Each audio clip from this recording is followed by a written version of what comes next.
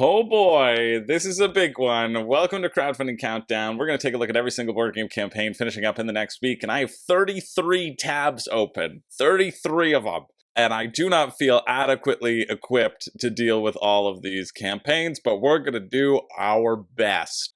First of all, huge shout out to my newest patron, Calcemo, or Calchamo, if you're nasty.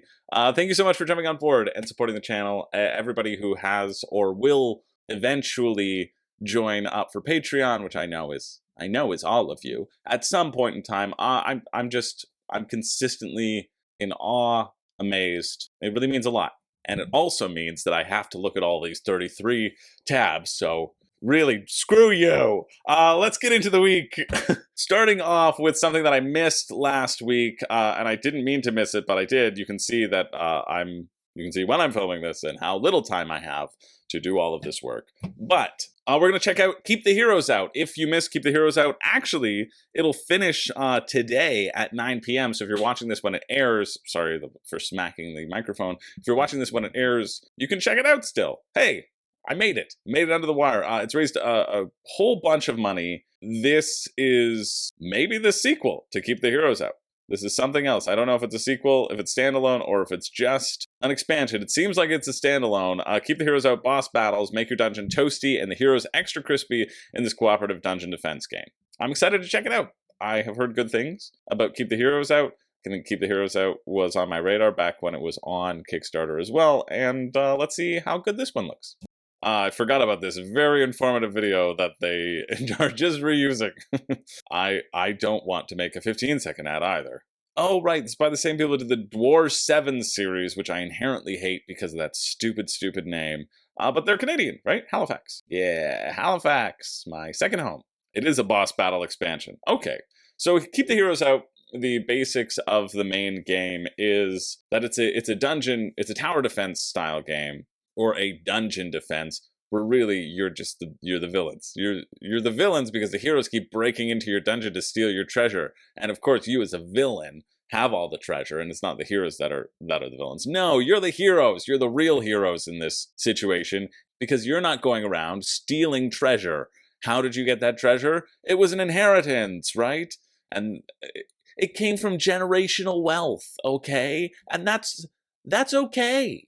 You earned that. You earned it if it's generational wealth. That was your hard work being born into this life. Everybody gets an asymmetric clan. You can be the skeletons, the red dragon, the imps, the ratkin, the slimes, the lizard folk, the poltergeists, the witches, and the gnolls. And now with this expansion, you can just get a bunch of other stuff, it seems. You can be the vampires. Controls a cloud of bats and can heal his wound by drinking the enemy's blood. Cool. You can be the Medusa, turns enemies into stone. You could be the Stone Troll. Seems like they had a run-in with the Medusa. You can be the Shroom Troom.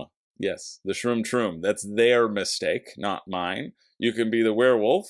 I'm gonna die by werewolf. You can be the fairies, the king slime, and the widow weavers. Actually, that's a lot of new factions. And the Sparkling Guardian expansion can drop rainbow surprises all around the dungeon, providing magical boosts to their monster friends. Yeah, I wouldn't think too much into what those raindrop surprises actually are. And you can be the Great Dreamer, Cthulhu, making this game canon in the Cthulhu mythos. It's very simple. You have cards that let you do things like moving, attacking, defending, summoning additional troops, whatever your special ability is, it's all kind of tied into there.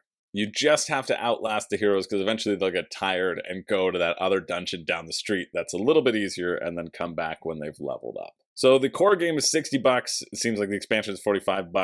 Let's see if there's anything else for an expansion overview as we scroll through all of this stuff. And then the difference is that in this one you need to just survive a boss. You have to survive Agumon. Agumon digivolve to a boss. You had to get a boss. Oh, and then you can recruit these bosses. I think that's a bit weird thematically that there are evil bosses that are breaking in, but I guess monsters, you gotta get your wealth from somewhere. And so there's a little bit of a roguelike campaign in there. I see no reason to ever add this into your game as, like, if you're getting this for the first time. If you're like, man, I think Keep the Heroes Out looks good, I think it just adds more of what you like, and I think you want to know if you really, really like the game, because the base game seems to have a lot of stuff in it. It's $60, $83 Canadian, and then plus shipping, or you could just get it from your local store, like that's 85 Canadian, and you don't have to get shipping, so it's pretty comparable. This was sold out, but presumably there'll be another run, right? It's gonna take a little bit to deliver anyway, so you might as well tell your store to get it for you. Nice, and you can get rulebooks all on Board Game Geek as well. Kind of wish there were buttons for them, but what can you do? What's shipping? Shipping to the US is $21, Canada $23. Yeah, I remember this back in the day, and it was gonna be over $100 for me. It was gonna be like $110 for me, and I think it looks cute, but I don't think it looks worth that much because I'm cheap, and we are overwhelmed with choices. Anyway, that finishes tonight, Monday at 9 p.m. if you're interested. All right, let's move along to Ynaros Fallin, Roam Magic Lands and Raise Your Shadow. Seems like that's the full title. Ynaros Fallin is the world's first Clash Involver game, blending area control and action selection in a brand new fantasy theme. So this is one that I've already looked at in advance because they reached out to me to cover it, and I said, I'm not sure, and then I sent it to Zach. I'm like, hey, Zach, can we do a paid playthrough of this? And Zach was like, I'm not sure either. It looks okay. I already know it looks okay, but I'll give you the breakdown. I'm just going to refresh myself on it. Ynaros Fallin, that's what it is. I take it all back. Bobby the Yellow is one of the funniest names for like an ancient shaman or trying to sound exciting. It's like, who are you playing? Oh, I'm playing Thunder Spear the Great. I'm going to be Great Explosion Murder God Dynamite. I'm going to be Bobby the Yellow. I mean, that video makes it seem look good. Makes it seem look good. Jeez. We're just starting. Makes it seem like it looks good? I don't even know what sentence that was. So, you really shouldn't listen to my opinion. Oh, whoa. And they do have a rule... No, they don't. They just have a picture of rulebooks at the top of the page unlocked. That looks like they're locked. Also, they're saying this is a 1 to 4 player game. No, it's a 2-player game. It's like a head-to-head battle-y thing. You see this kind of tug-of-war experience happening on the side. Oh, that's a good price, too. Okay, I gotta reread this. Bulby the Yellow, with modular clip-on masks. That's kind of fun. Drasty the Blue, if you're feeling drasty. This actually looks really well produced for €39. Oh, that's because I was looking at the Deluxe VIP, which is €45. Also actually pretty good. Yeah, okay, so I went back to my notes. Zach said we maybe could have done it. I think there was just, they didn't want to do it. Zach said he thought it would be a bit tricky to make a video on because there's lots of little mechanics and systems and iterations to explain, and there's not a lot of player interaction besides the battle system. That was kind of his take on it. And where is the rulebook? Yeah, still scrolling to the how to play. This doesn't tell me how to play at all. It just looks good. There we go. Rulebook. Yeah, okay, let's take a look at it. I remember now. I glanced through the rulebook and I made Zach read the full thing to decide if we were going to do it.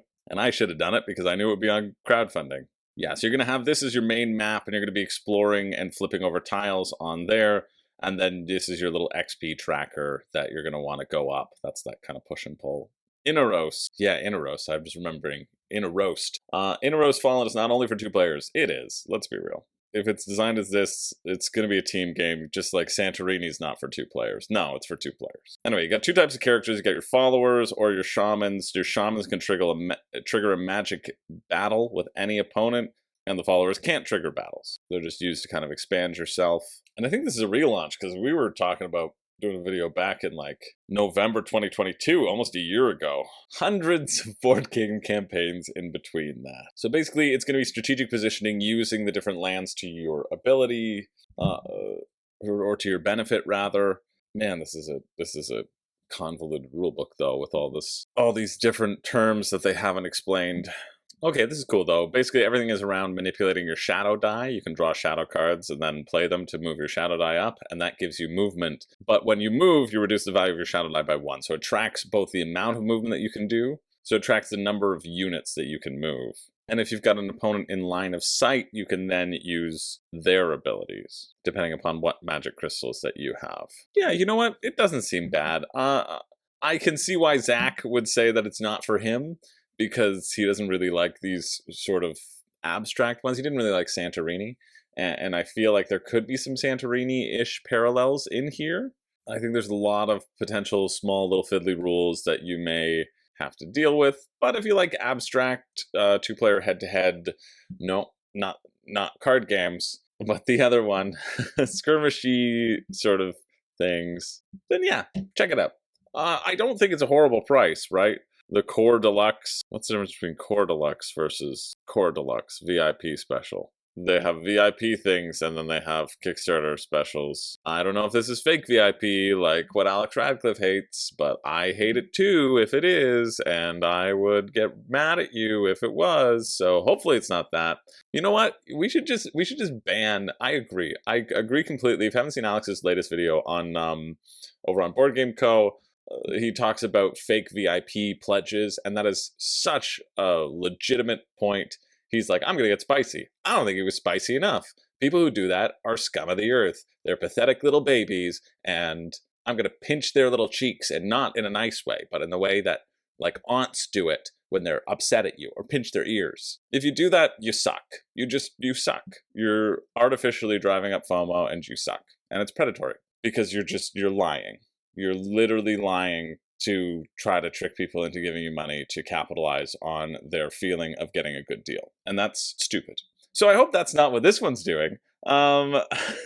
Shipping, game, and expansion, €9.90 to get to France, Germany, Benelux, the rest of the EU.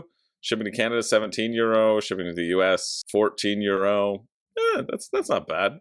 All in all, like this core Kickstarter special, or the VIP special. I mean, for me, it's still $80, right? It's $80 for a small skirmish game, so no. But 39 feels like a decent thing, and if you want to get the minis, that doesn't seem like a horrible uptick as well. So €45 seems, I don't know, it's still 67 Canadian. Does it seem reasonable? Maybe if your economy isn't like ours. I'm willing to give it that. Anyway, if you're interested in that, that finishes Wednesday, November 15th at 2:59 a.m. Moving along. No, don't think so. Moving along to Wondrous Creatures. Enjoy an innovative worker placement mechanism featuring fantastic creatures, magnetic meeples, and wondrous combos. Oh, magnetic meeples, eh? You got my attention. I know one of my patrons is backing this, and they were very excited about it, so I'm going to be extra either excited or harsh, depending upon whichever wind is blowing. Yeah, completely adorable. I understand. That means I have to be harsher. Oh, Bad Comet. No, I like Bad Comet a lot. But I've always found their stuff to be like $20 to $30 more than I want to pay for them. But that being said, I've always thought that the things that they put out look interesting on Kickstarter. And I've consistently thought that for pretty much anything they did, starting with Sholia Warring States. Yeah, Wild Serengeti looked fun. Life of the Amazonia looked also fun. They're going again with this creature theme, though.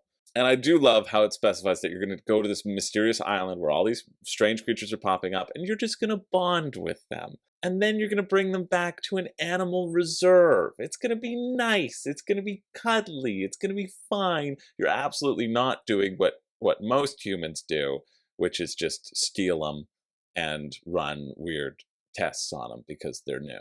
No, you're going to bond with them. You're going to bond with them. And it's going to be like Pokemon. At the word Pokemon, 1,000 people just got their wallets out and threw money in the air. Just somewhere in the world. Doesn't matter. I don't know where it happened, but 1,000 people were like, somebody said it! More Pokemon!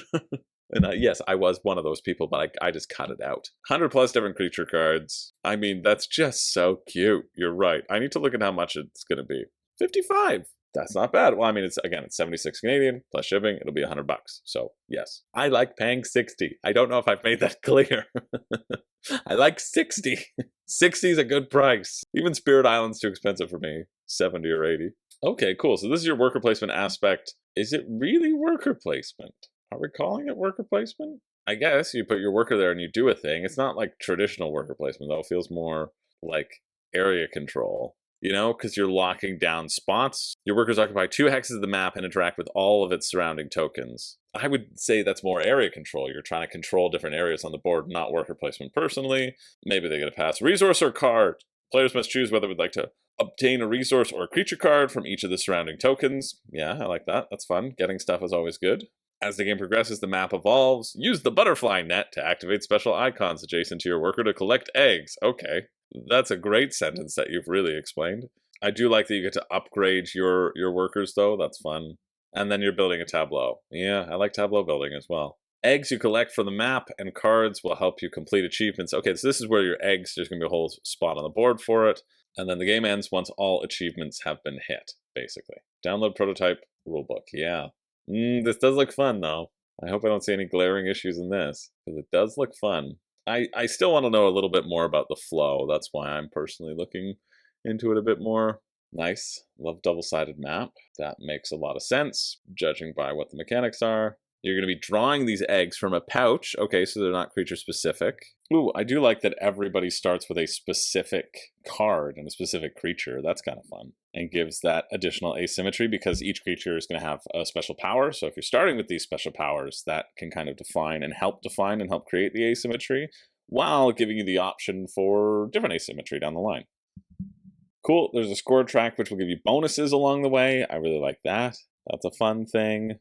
And then if you go around the board, they're like, hey, you can't get the bonuses twice. Oh, these are your crew members. That's why you start with those cards, because you're putting your crew members around your friendly dinosaur friends or friendly wondrous creature friends. That's fun. So your basic action is place a crew. There might be egg tokens on where you can place them as well, so that will encourage you to place it in a specific location. These tracks are just your resources. They looked a little bit more exciting in the video, but they're not. Okay, and here's your selection of cards. So I think if there isn't a card up there that matches the type, then you can't get it. That's what that means. So you can place a person or you can play a card. And you have to play it from your hand. It's not like Everdell where you have this meadow where you can play it directly from the wilderness. You have to take that first. Might be more exciting to be able to fight over them. But that's just because I like Everdell, to be fair. Okay, so these eggs that you pick up are going to be also used for achievements, and they're one-time use as well. So they can add to your tags, essentially, because some things require you to do different tags. Yeah, I think this looks good. That's just the achievements. So achieving an achievement is another thing you can do, and then you can recharge. Basically, you pull back your workers. All right, because of that flow, I see more why they're calling it worker placement. I get that. Maybe it gives that feeling, because you're just choosing which actions to pick, and the placements are kind of variable. And so the first person to move on and to like take their people back will add more eggs to the board. Interesting. So there is going to be a really... All right. There is going to be a timing element here, right? Of pulling your people back and then eggs getting populated. And if you're all in the same flow of that, people might get upset. I thought I had paint on my camera for a second. Because that painting video is coming out this week. If you want to learn how to paint, well, stay tuned. Hit the subscribe button, I guess. So I'm just thinking about the flow, right? I'm thinking about the flow that'll happen. But yeah, it looks cool. Looks really cool, actually. And there's a solo mode, so that's nice. What's the free gift for all backers? Oh, the free gift is the unicorns. That's it. You can have unicorn pieces. 12 crews and an extra captain. Yeah, that would get me too, but what's the shipping? Shipping is going to be expensive. I'm not even looking at the expansions, right? The expansions are just... I don't think this one would need expansions. I don't even want to look at them. The expansions will just add more in. This feels like a complete game without it. But fine, I'll look at them. So the Gargantuan Beast gives you more crew captains, so a little bit more asymmetry, more cards. And then the upgraded components gives you wooden egg tokens. Oh, well, the wooden egg tokens are probably nice. I don't know who I've become. What is this campaign doing to me? 86. No. 55. I can deal with non-wooden tokens. $31 increase to get an extra 21 cards? Nah.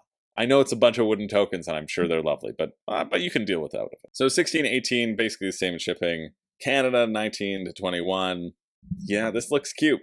Definitely looks cute. Also looks pretty unique as well. I understand why it's doing so well, and way to go, Bad Comet. I would want to try this one. So check it out if you're interested. That finishes Wednesday, November 15th at 10 a.m. Moving along to Formula GP. I look at everything, even though I hate some things. Formula GP according to them, is an exciting racing board game for 1 to 6 players. I've never known any game to be that statement. Build any racetrack with interlocking tiles. Fight wheel-to-wheel battles by taking tight corners at the grip limit, or fast straights boosted by modern ERS hybrid system. Add to the experience with dynamic weather, yellow flags, team radios, and more. Remember the last time you got excited about a racing game? I'll remind you, it was Rallyman Cars. And you know what happened? They went out of business. Racing games, nobody likes them. Even though Heat is in WSPG, I need to play it. I don't want to. Hopefully that'll change my tune. Will this change my tune? I guess we'll see. All right. There's some exciting stuff there. Mainly that it looks like it's card-based and not dice-based. So that's great. Oh, and this is the other one, the fact that you can build any racetrack. Because I find with horrible games like Formula D, yes, it's awful. You just have one racetrack, I think, and you're just rolling dice over and over again. Here, you could mix it all up and have cards, which seem more exciting to me. You're getting a pass, €55. For €55, get Wondrous Creatures. But they do have a tabletop simulator demo, which is nice. So there'll be a bunch of card checks. I think this actually could be okay.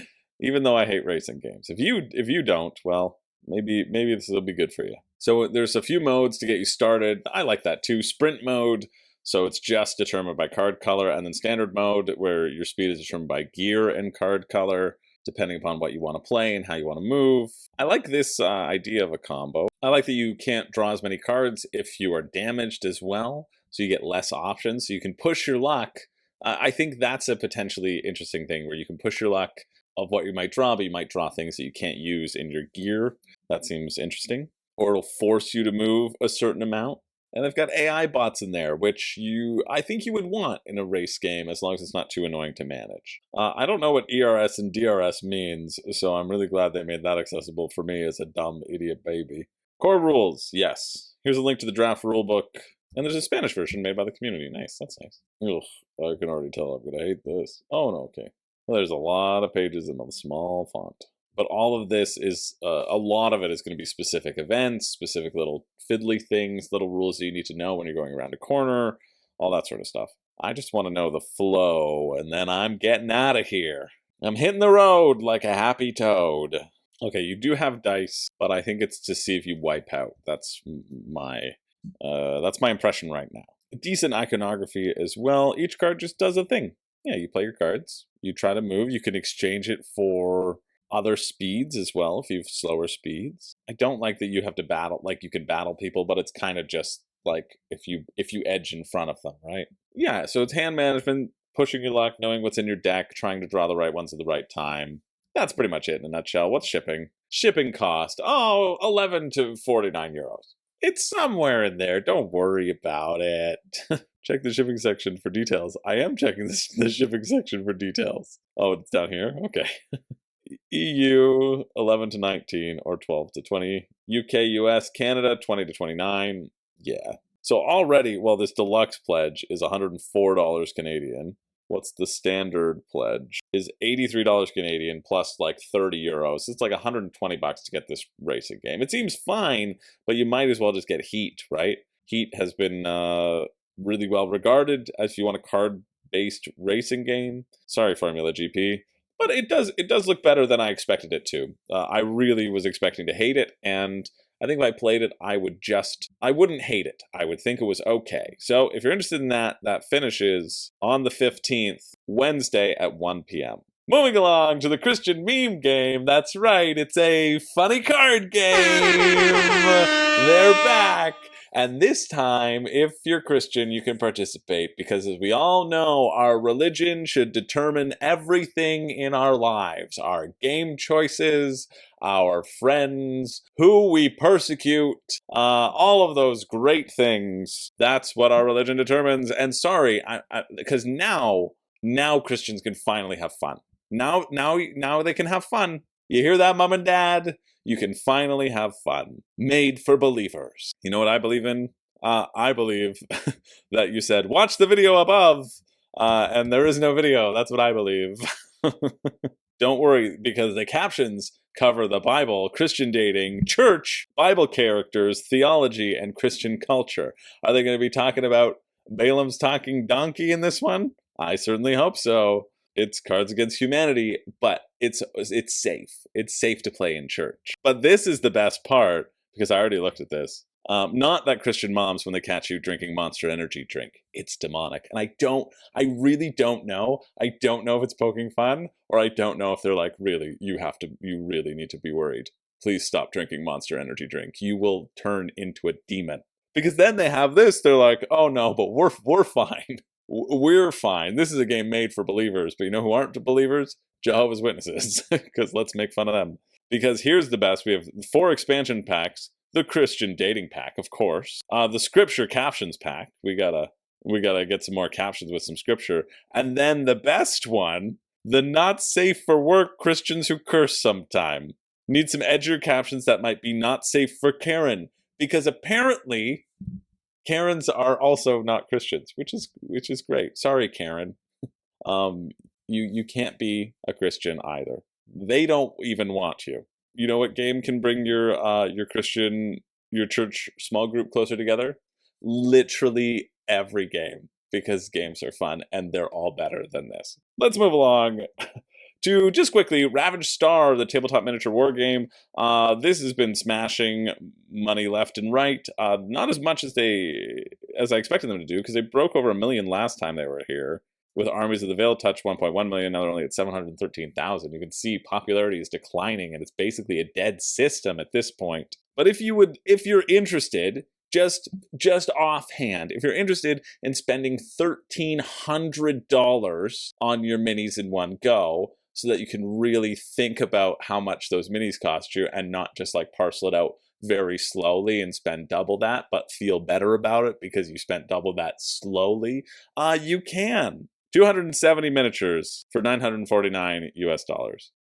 Around $3.50 for a mini, and I'm not including the dice in there. So, that's actually, as far as minis go, because all minis are expensive, just look at all these stupid different tiers that you can get.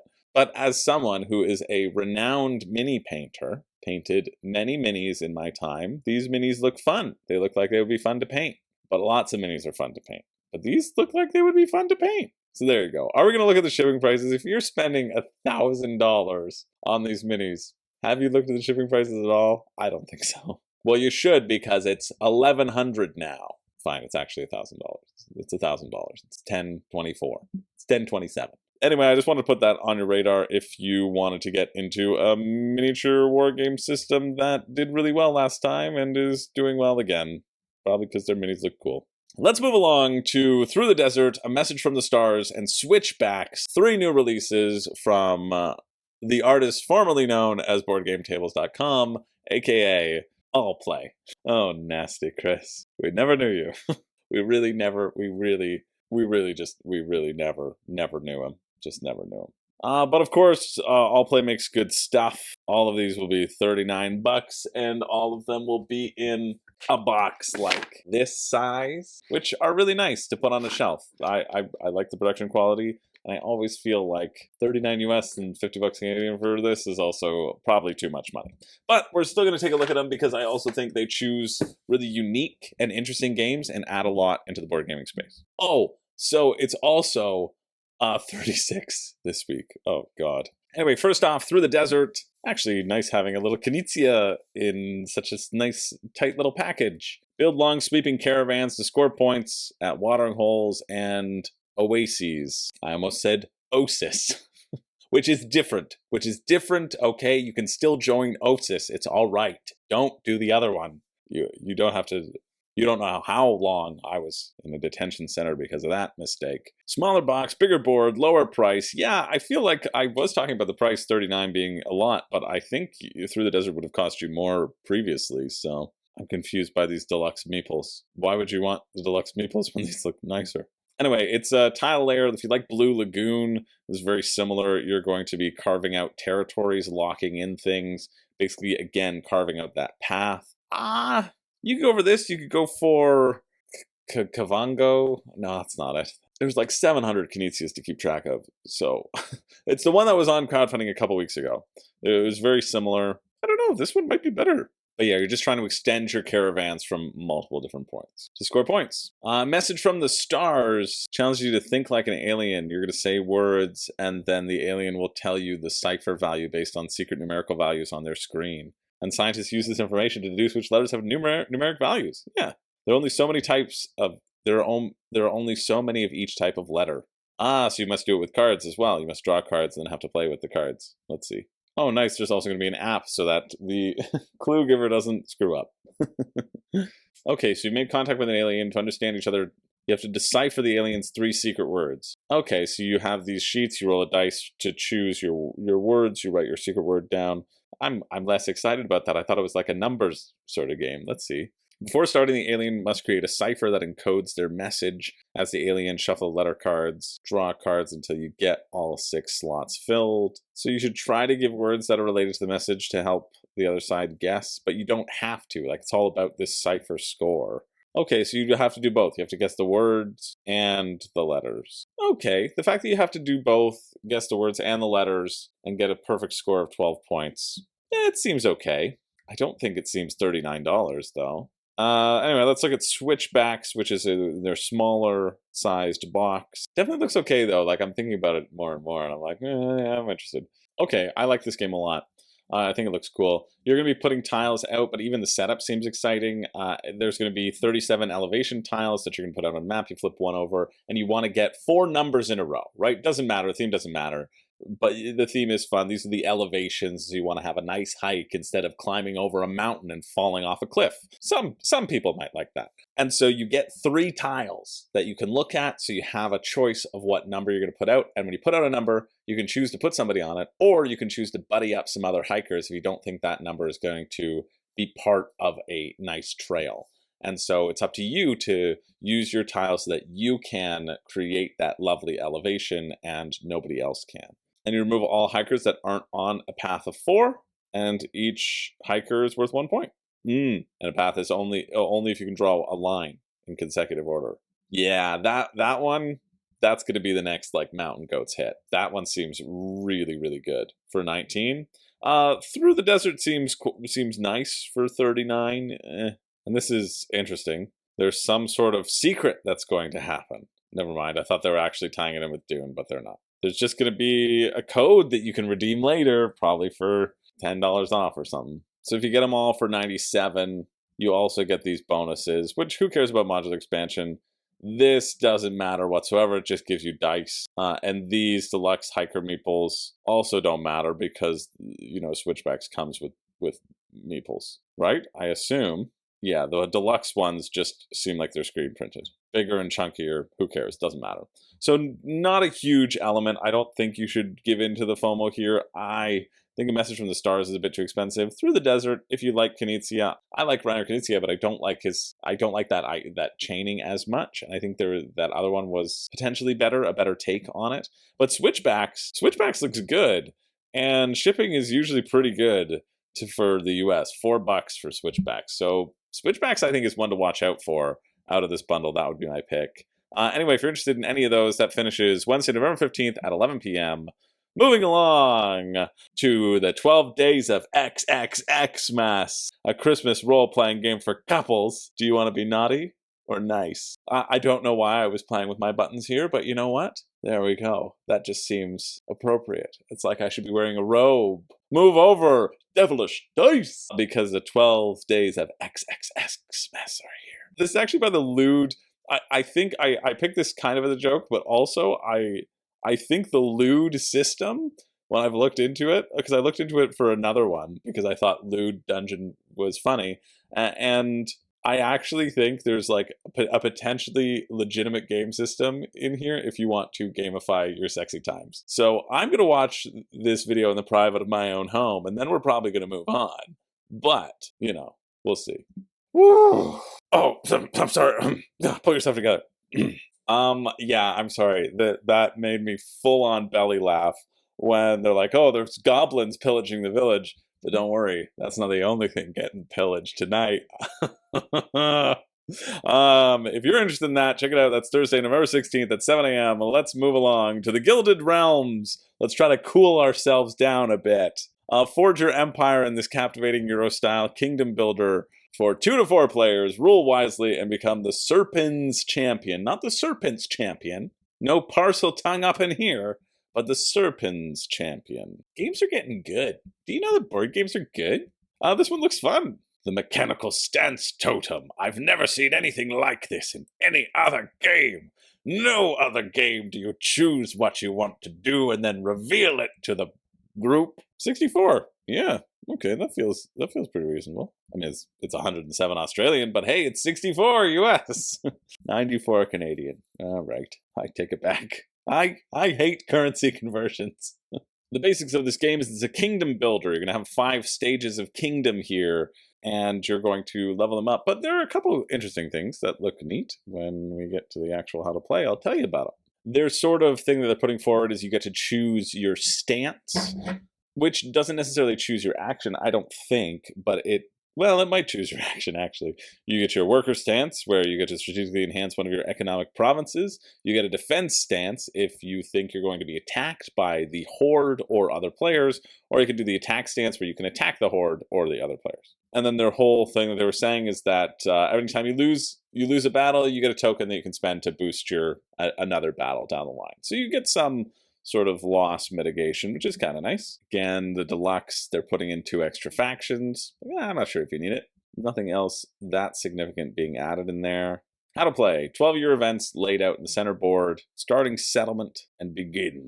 Yeah, that's cool. So you get to draw 3 and build 2. Each card is double-sided, and each card has a time it takes in order to build, which I really like that idea of in something like StarCraft, where you're putting your people to work and they're going to build that and it's going to take time to build. Seeing that represented, this feels like a really nice, this is the thing that actually got me interested in this game. In the video, I was like, yeah, that's kind of cool, seeing them progress and slowly being added to your town, which can then bolster up your town.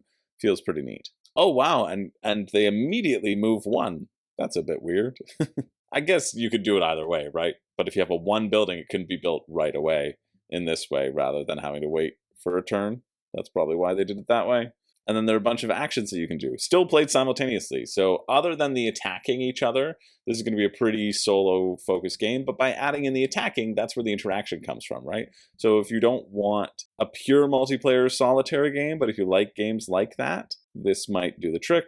And then finally, there's the event phase. Yeah, where you choose your stance, where you can boost your provinces. You don't think anyone's going to attack you, or you can defend yourself, or you can attack somebody else. And battles are pretty simple, just rolling a couple dice. Then you reveal the next event, and then you keep on moving.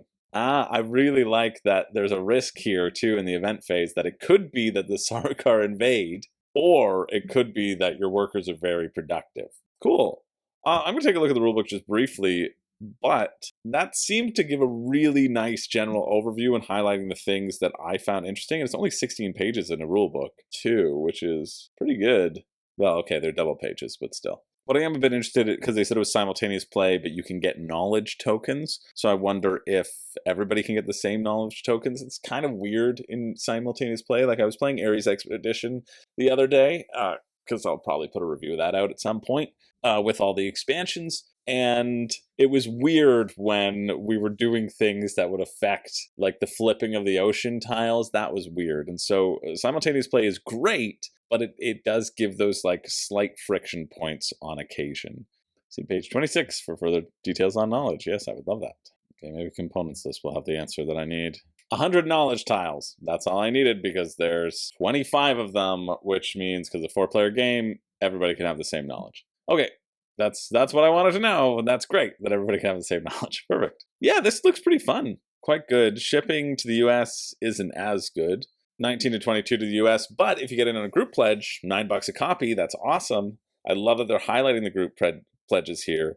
Even to Canada, $12 a copy. I mean, standard edition still costs me $100, but for you, it would cost you 73, because you're in the US, probably. Well, that's where the majority of you all are, but I know there's other people elsewhere, and to you I say, I'm also not in the US, so I love you better. Yeah, that one I think looks slick as well. If you want a kingdom builder, definitely looks cool. Would want to try that one out. That finishes Thursday, November 16th at 9:01 a.m. Moving along to the Morrison Game Factory, A Puzzle Tale. An abandoned board game factory invites you to unravel its secrets. I assume this is just an escape room in a box, but let's see. So their pitch here is that they're not just a puzzle adventure, but they blend board games, escape rooms, and interactive fiction. So like a one-shot story in your escape room. When an urban explorer sends you a package of recovered items from an abandoned game manufacturer, you instantly know there's more to these materials than meets the eye. Of course you instantly know that, because you are a board gamer, and you know that these pieces don't fit together. You know that back in the day, they would never have made these little minis with plastic. They would have been made out of lead.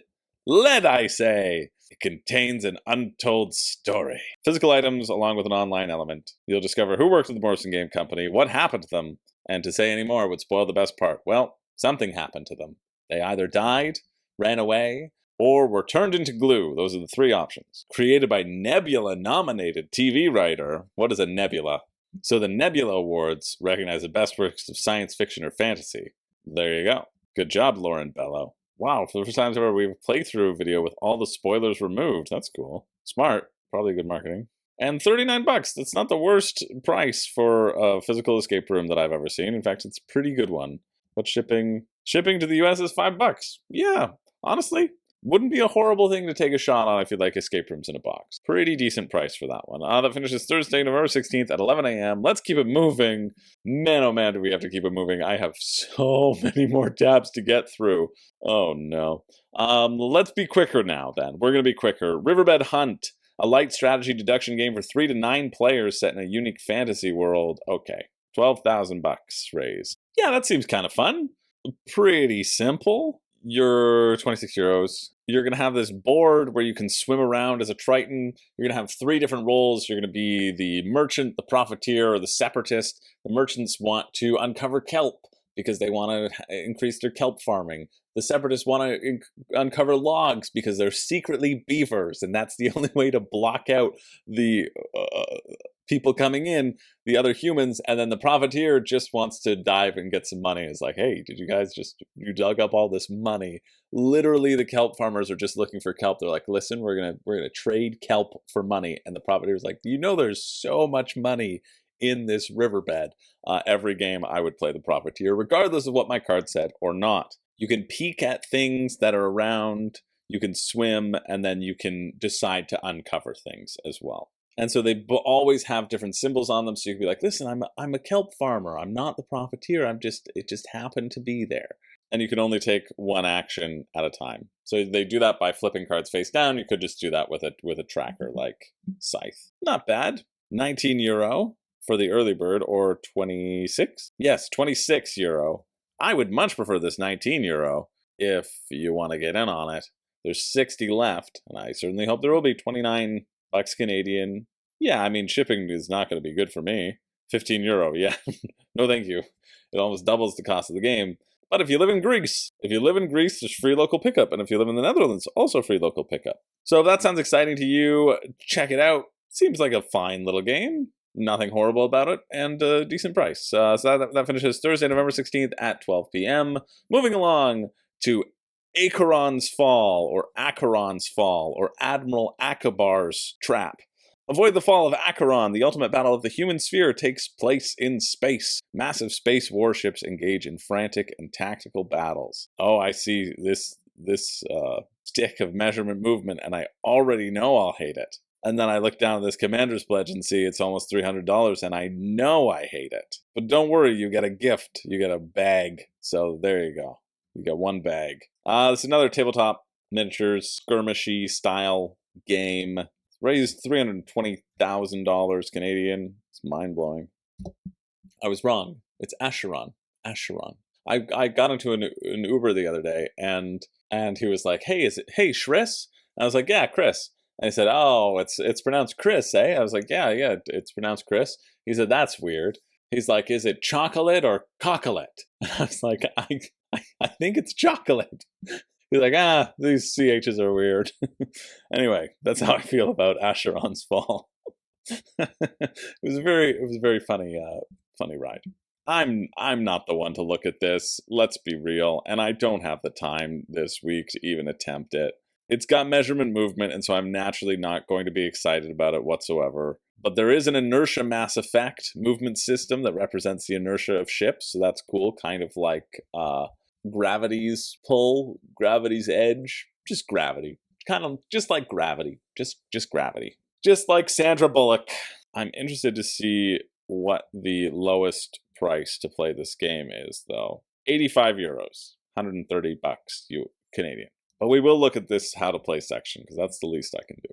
The turn structure is divided into three phases: the strategic phase, tactical phase, combat phase. Strategic phase, place initiative cards to determine the order, and then each side plays a captain card to modify the initiative order, so you can move some ships around and make them prioritize them, but there is going to be a random thing. I like that. Tactical phase, energy generation. All ships generate the energy indicated on their panels, plus extra energy from the crew. Management, players secretly distribute energy throughout the ship and place crew members where they want. So they get a certain amount of energy, and then you secretly decide what's going to be prioritized. So are you going to put the energy into the phasers or the life support system? And then there's a combat phase. Projectiles, if there are projectiles or any other objects with movement, they move. And the ship activates. The ships activate one by one in their order of initiative. As you can see, it's simple and intuitive. The more complex phases that can cause some AP are played by all players simultaneously, reducing this effect to a minimum. So combat phase is shared, no attacking and defending side. Yeah, that's kind of fine. I mean, there probably is an attacking and defending side, but I know what they mean, because there are some big ship games like Armada that has an attacking side and defending side, I think. But I might be talking incorrectly since I played it once 6 years ago. I feel like this energy allocation might be a little bit fun. And then you're tracking the vectorial movement. I just don't like measurement movement, but I kind of wish I did. I really wish I did, but I don't. Anyway, that's finishing over on GameFound on the 16th at 2 p.m., Thursday the 16th. Let's move along to something I'm very excited about. Critter Kitchen. 1 to 5 players compete to gather ingredients, meet challenges, and serve a food critic in the bustling town of Bistro Bay. This is by Cardboard Alchemy. Peter Vaughn was hoping that I could have a 5 reasons you shouldn't back on this one, and it's getting close. Well, it's getting close Canadian. My bar is $1 million US, but still doing really well. I was expecting this one to do incredibly well, and I think it is, because it's got that same sort of Flamecraft art style, and you've got puns on chef names. Like, what more can you ask for? Well, gameplay, and I'm about to look into that right now. Martha Schruert, that's very good. What I also really do like about this is that I know there's going to be a standard edition for 40 bucks. Yes, let's go. And then the deluxe edition for 80 bucks. I love this sort of idea. I feel like this is exactly what Kickstarter is all about. I find the Flamecraft standard edition to be completely great. And I think you can guarantee yourself that Critter Kitchen will be available at retail. And if you're interested, I think you should wait to get it then. If you know you're going to love it and you want that added sort of cuteness, which so many people do, and that's what Kickstarter is for, that's what it's for. And so that's why they're going with the deluxe edition. But I like seeing these sort of clear outline prices. That's great. And it's cute. Of course it's cute. Oh, check out the a la carte expansion for 6 to 7 player mode. I don't know about that. Although you do things simultaneously, so. And this is the standard mode. The standard mode, you still get all these cute meeples. So the basics of this game, the innovative twist on worker placement that this brings, is that each location is going to have a number of ingredients. You want to get ingredients to fulfill contracts and fulfill the whims of the master chef at the end. And yeah, see, the deluxe will just have those being wooden, which if you're drawing them out of the draw bag, a case can be made. I know I keep playing raw because it's very fun. And the tiles are starting to see a little bit of wear on them. Anything that you're pulling out of a bag, I think you can make a case for deluxification a little bit better than something else because of the wear that it can get on the tokens. In normal tokens, you won't, but if you're ever doing a bag, whenever you stick your grubby little hands in there and swirl them around, you get your greasy little fingers on it, and it kind of wears the tokens. So I get that. A bit. And you're going to be doing that too, because you're going to be drawing out stuff. Anyway, well, I was explaining the game. You have 3 different types of meeples: a quick, a medium, and a slow. But the quick can only take 1 thing, the medium can take 2 things, and the slow can take 3 things. And so you want to plan, you're sending them all out at the same time, simultaneously deciding and then revealing your choices, and you want to all plan on where they're going to go. and if your boar can go somewhere that the little quick people didn't run to, which sounds exciting. It also might be easy to determine that, because some things will be inherently valuable if you know what's going to go on. And you're going to get the Zoo Chef tokens, and then those will definitely be meeples in the Deluxe Edition. Whoa! The a la carte expansion, 17 Zoo Chefs. These are like one-time ability things that you can get, but an extra 17, that feels pretty cool. And a little cart, you know? And the 6 to 7 player mode, if you wanted to do that, with extra meeples. That probably makes it worth the shipping, to be honest. Yeah, and then in the Deluxe, cardboard become Anna meeples, which, come on, of course you want that. Some coins, some stars, and the tokens becoming wood. Yeah. And more player pantries, so you can just hand out to each individual player, which then turn into a way to use your play area. Yeah. And a bunch of game tray stuff. Yeah. You know? Well, it is a $40 uptick, which is a 56 extra dollars Canadian. So you got to put a bunch of value in there. You can't just put Anna meeples and call it a day. You got to put a bunch of wood and game trays. And I know game trays, their designs are very expensive. I don't even think they're the best in the business anymore, but nice. And rulebooks, well, quarter of the page. That was a lot of scrolling, but I understand the push to Deluxe. I also understand getting a Kickstarter now. We got to see what the shipping is. I don't think there's going to be anything in here that needs explaining personally. Oh, except the a la carte. Yeah, I want to. I would prefer to see the a la carte expansion rules to see what those actually do, because that'll be the added value. So the a la carte adds in new Zoo Chefs. So these will add in another spot. You can draw 3 at random. 1 is below the specific areas. They don't stick around. They're just removed from the game. You can get organic, so there's a timer, so kind of like Abomination. You can get tofu, which can't be served on its own.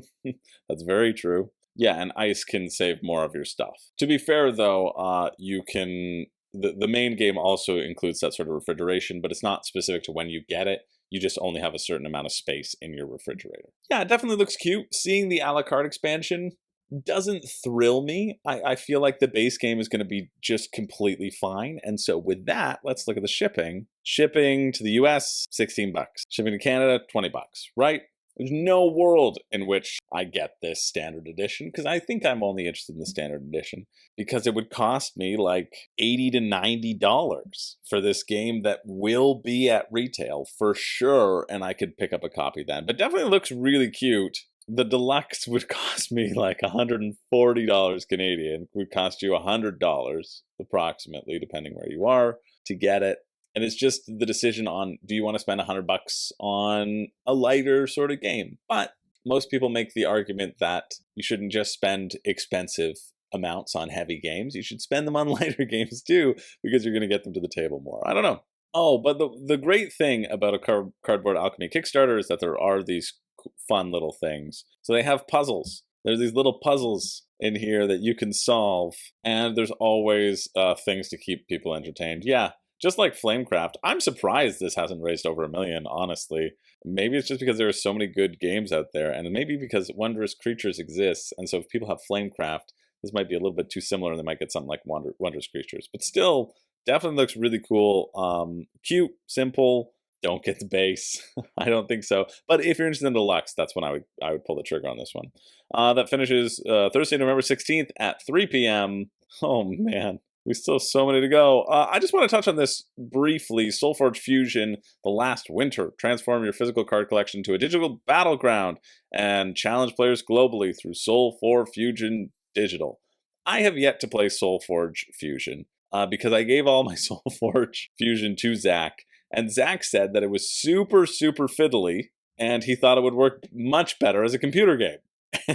And here we are, it's now a computer game. So I think if you're interested in Solforge, because there's a lot of like evolution and upgrading your cards, you should try the digital version instead of the physical version. But Zach didn't really enjoy it that much, and if he didn't really enjoy it, I'm probably never going to play it, to be honest with you.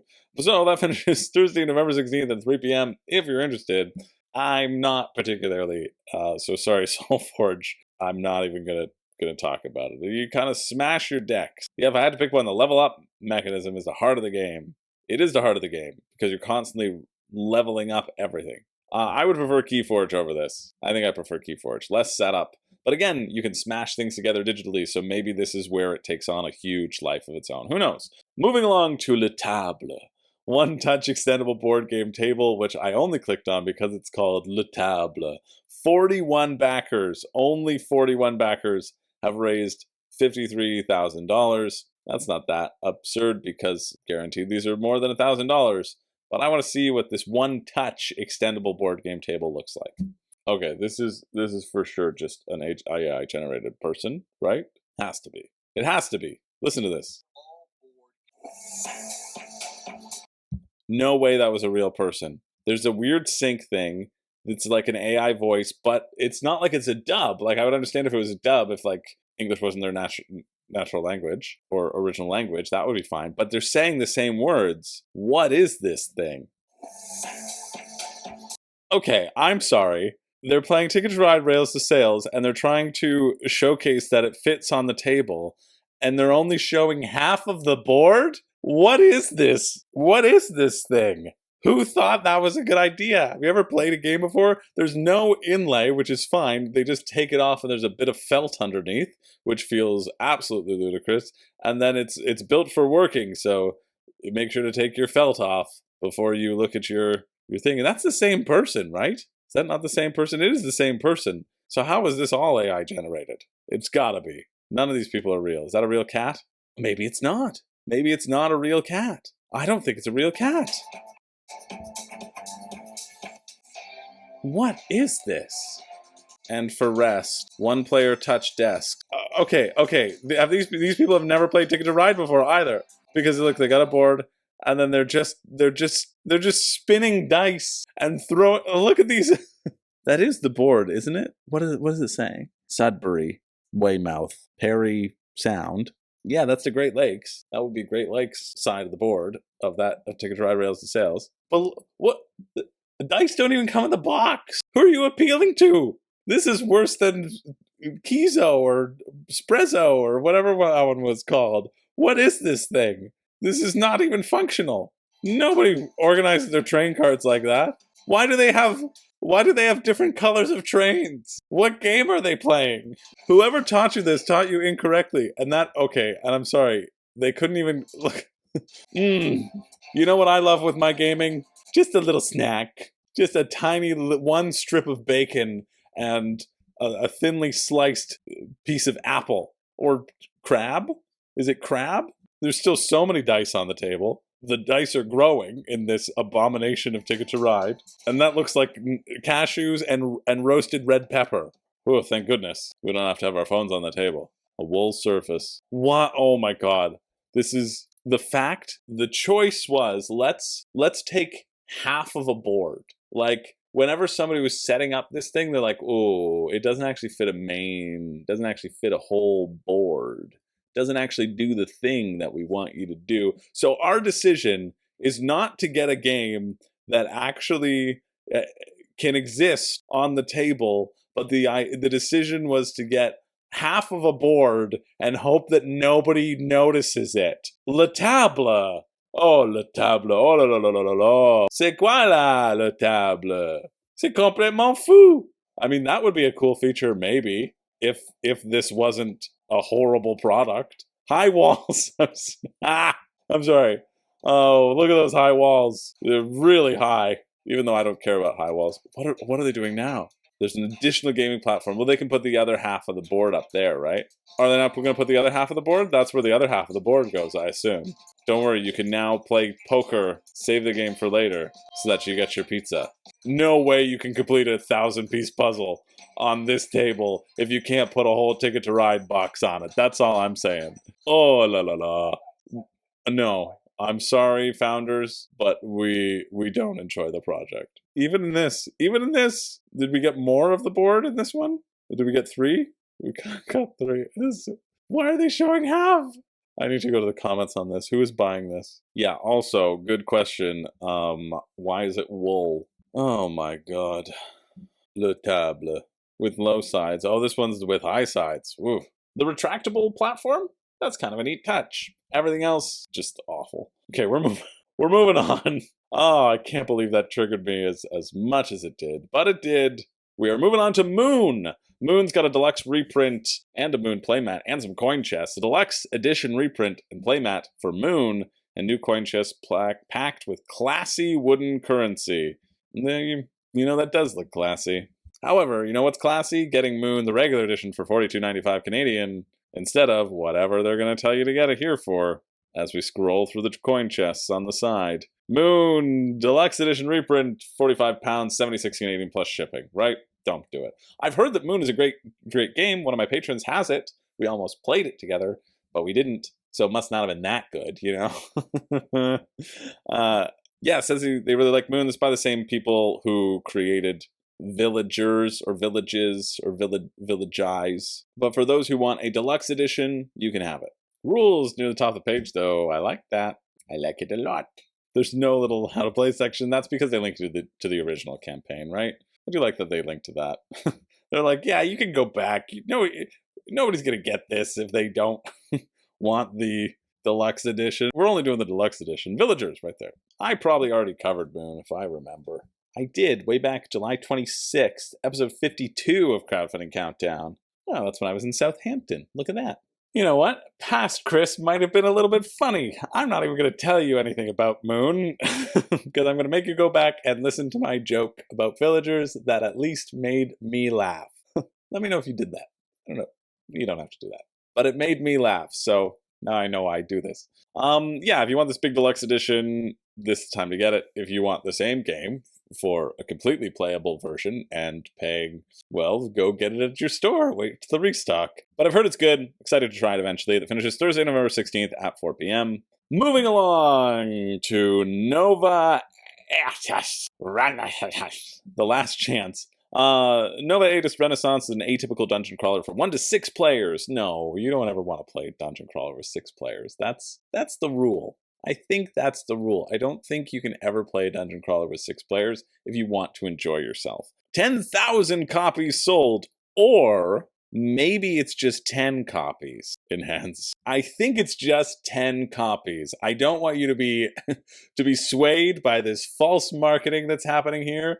I pretty much can guarantee you that it was only 10 copies. 10.000 is still 10. My orange juice I poured hours ago. I'm still gonna drink it though. Need my veggies. Oh god, that's warm. Just like a lot of things from Ludus Magnus, you're interested in it for the minis and not much else. Oh, and because of the campaign game. Honestly, I remember looking at this. I think it looked cool because of the minis. And they're like, wow, cool minis, cool art. That seems something. You know what? I'm going to change this. Nova Aetas Renaissance is one of the most astonishing board games that I will probably never play. That you will never play. It'll sit on your shelf with all your other campaign games. Yeah, those terrains do look fun, though. I agree. This is not a render. This is a photo of the frightening Arachne. Honestly, take it all back. Everybody back this game. Oh, that makes me laugh so much. Here are the key elements. Character building. Impressive 3D elements. Yeah, here's the game key elements. Number 2, they're like, listen, you get to build a character, and then you get to look at a bunch of little toys. And we know that you love your little toys, so just get into it. I thought it was going to say innovative turn management, and then cool looking minis. But it says advanced enemy AI. Story-driven, immersive setting. This is your last chance to get it at a special price. You know why it's your last chance? It's because they have overstock. Because they printed extra copies, and they want you to buy them. It'll be in that shop, and then it'll be discounted to $2.99. Receive in a few weeks. If only I could just get it from your store. No, this is just them being like, listen, it's going to be more expensive. Buy it now. Here's a deal. This is basically the VIP pledges as a campaign. Or maybe because like they have the logistics network set up. Maybe that's it. This is not a render. This is a photo. This is a hero sheet and Perilium. Oh, I love that it just keeps saying this is not a render. I do like the rulebook's here, though. Will I read the 60 pages of it? 64! God, I'm good. No, I will not. I will not be reading this one. I will tell you that. I'm going to move on. 2 main sections. Glossary, the rules on a topic. Nice. And then the campaign section contains all the rules for running a main campaign. Good. Feels like it's potentially broken down into a nice thing. Oh, and 12 of those pages are pictures. So that is how I like my rulebooks, to be fair. just like I like my real big boy books as well. Filled with lots and lots of pictures. Anyway, it's another big old campaign game that I'm sorry, Nova Aetas. It feels like I've picked on Ludus Magnus Studio in my mind. Maybe that's just because they were sketch in Black Rose Wars. It felt like I was mad at them. And I'm not going to be mad at them for this one. Why this campaign? During the last year, which was dedicated to game production, we received numerous requests for access to the now closed Pledge Manager. Unfortunately, having started production, we could not fulfill the wishes of the people interested in our flagship game. Since production is now over and the goods are already on ship, we have good news. They made an extra 1 bundle of Nova Aetas Renaissance for our web store. 500 bundles now for special price, and then 500 for the web store. I'm going to be interested to check out the web store, really. Europe, less than 30 remaining. Still $450 Canadian, which, Jesus, you do not have to spend. You better be reading through that whole thing. Oh, there's more game overview. So it's just saying, hey, it's replayable. Great. Hey, your heroes are unique. Great. Every campaign. Book and cards. Oh, is this one where you look at the picture and then you investigate stuff? I kind of like that. You won't have time to do all the subplots. That kind of puts a timer and makes your choices important in a choose your own adventure. I do like that as well. Your perceived danger, they'll target someone just like you target the most dangerous thing in any game. I actually really like that idea. Because in any game where you're taking down a horde of foes, right? You either take out the weakest or the hardest, who keeps on wailing on you. Probably the hardest. It depends on the health, but they target the hardest person, and that seems kind of neat. I do like this little scene, though. These little pictures, I think that's fun. This is not a render. This is a photo. An arc bruiser, an arquebusier that is shooting Sophia. Well, sorry, Sophia. What is the shipping? Starting November, December 2023. That's right now. 55 to pretty much anywhere. 75 because it's so friggin' heavy. Jeez. So it'd be like a $500 game. Don't do it. Don't do it. Just don't do it. You have enough campaign games. You know you do. But if you are an addict and you cannot be talked down, well, that finishes on the 16th at 5 p.m.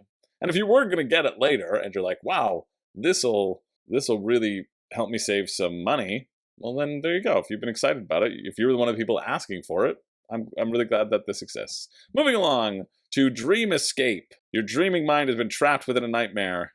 I see the light at the end of the tunnel. Still 14 more to go. Oh, I don't even know if I can finish this tonight. We'll see what we can do. We'll go as much as we can do. Your dreaming mind has been trapped within a nightmare, shattered into the fragments of the great Cthulhu. To escape, wake up, and win, you must explore the Dreamlands, uncover and survive many sinister plots, and unite your missing fragments once more, or else remain trapped forever in a cage within your own mind.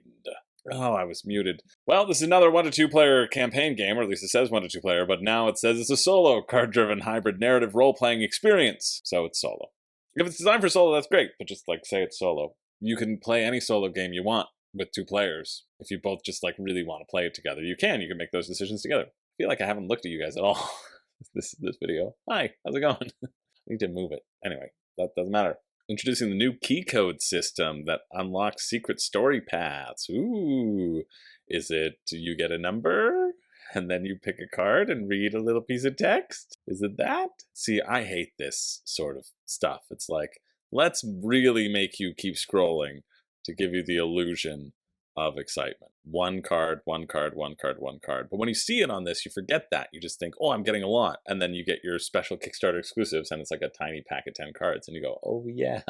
It actually doesn't have that large of an impact. Triple layered, though. I like that. Gameplay. Give me the gameplay section. Again, with these large campaign games, I'm probably not going to read through the rulebook. Not to this week, when I still have so many more to cover. And this video is already long. This will be the longest crowdfunding countdown of all time. And of course it's one that I leave later in the week. Choose your own path storybooks. Instead of a heavy book, however, Dreamescape provides a more rewarding interactive experience using gorgeously illustrated large format story cards that are easy to read and maintain maximum immersion. No, I disagree. It's nice having a card because then you don't accidentally see what's on the other paragraph section. Totally get that. I think that's the reason to do it. Maybe that's what they mean, maximum immersion, so you don't see something. So, okay, maybe I do agree. Maybe I do agree. But cards are also awful because you have to search through and find them, and I find them more annoying to search through than a book. So, gameplay is driven by story cards, narrative encounter, reaction choices, then skill test, then outcome. And then Cthulhu is covering all of your spots. Don't get got by Cthulhu. collect a bunch of items, but still that core location. I think this is kind of a unique thing. It's basically cards, but you're just pulling out a bunch of tokens and you got to form them in the like puzzle style to make Elder Signs. And I think that might be pretty satisfying actually, rather than it being cards. Oh, cool. And then when you pick up these lore cards, you can put them together, and if they match with the number, then you get to go to that number to go to a new story. That actually seems pretty fun. How much is the Essential Edition?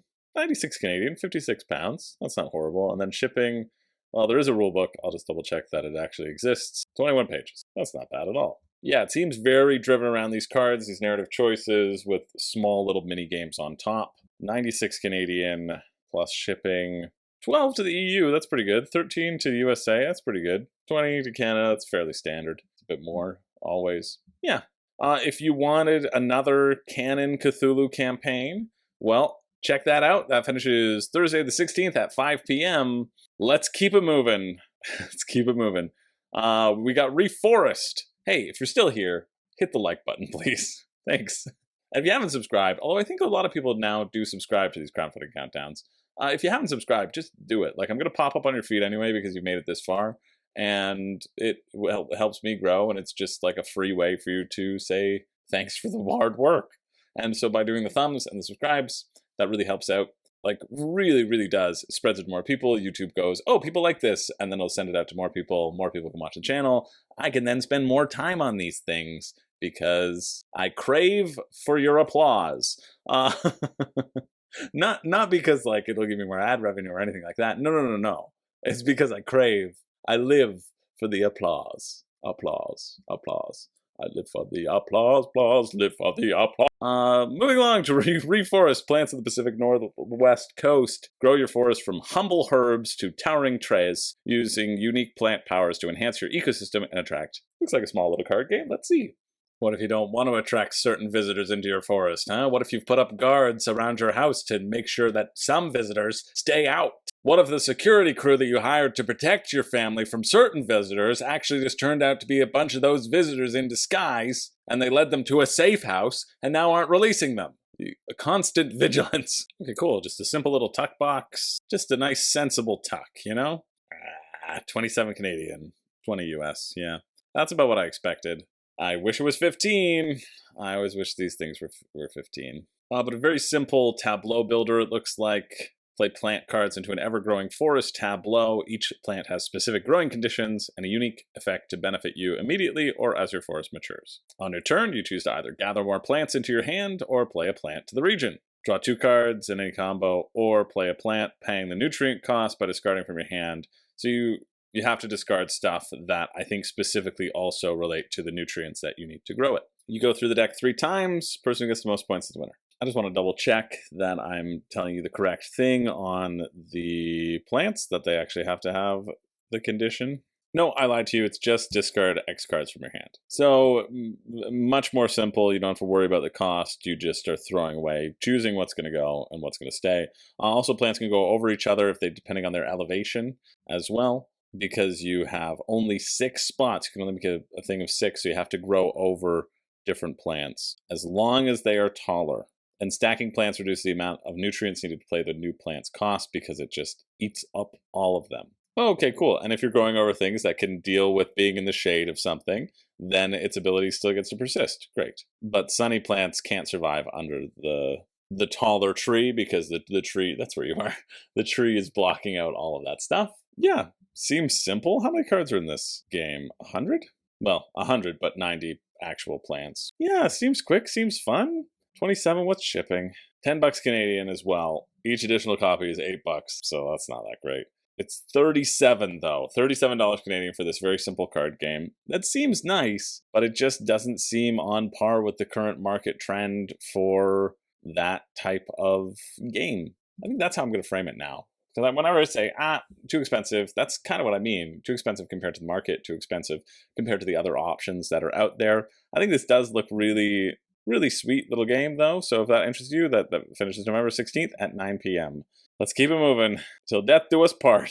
Kind of like me in Crowdfunding Countdown. Till death does me part. A sinister strategy game for adults. The tabletop board game of marrying and burying. Players compete to be the richest and most ruthless gold digger at the table. Well, yes. This is a game I can get on board. A game of burying and murraying. That's how I murrayed America.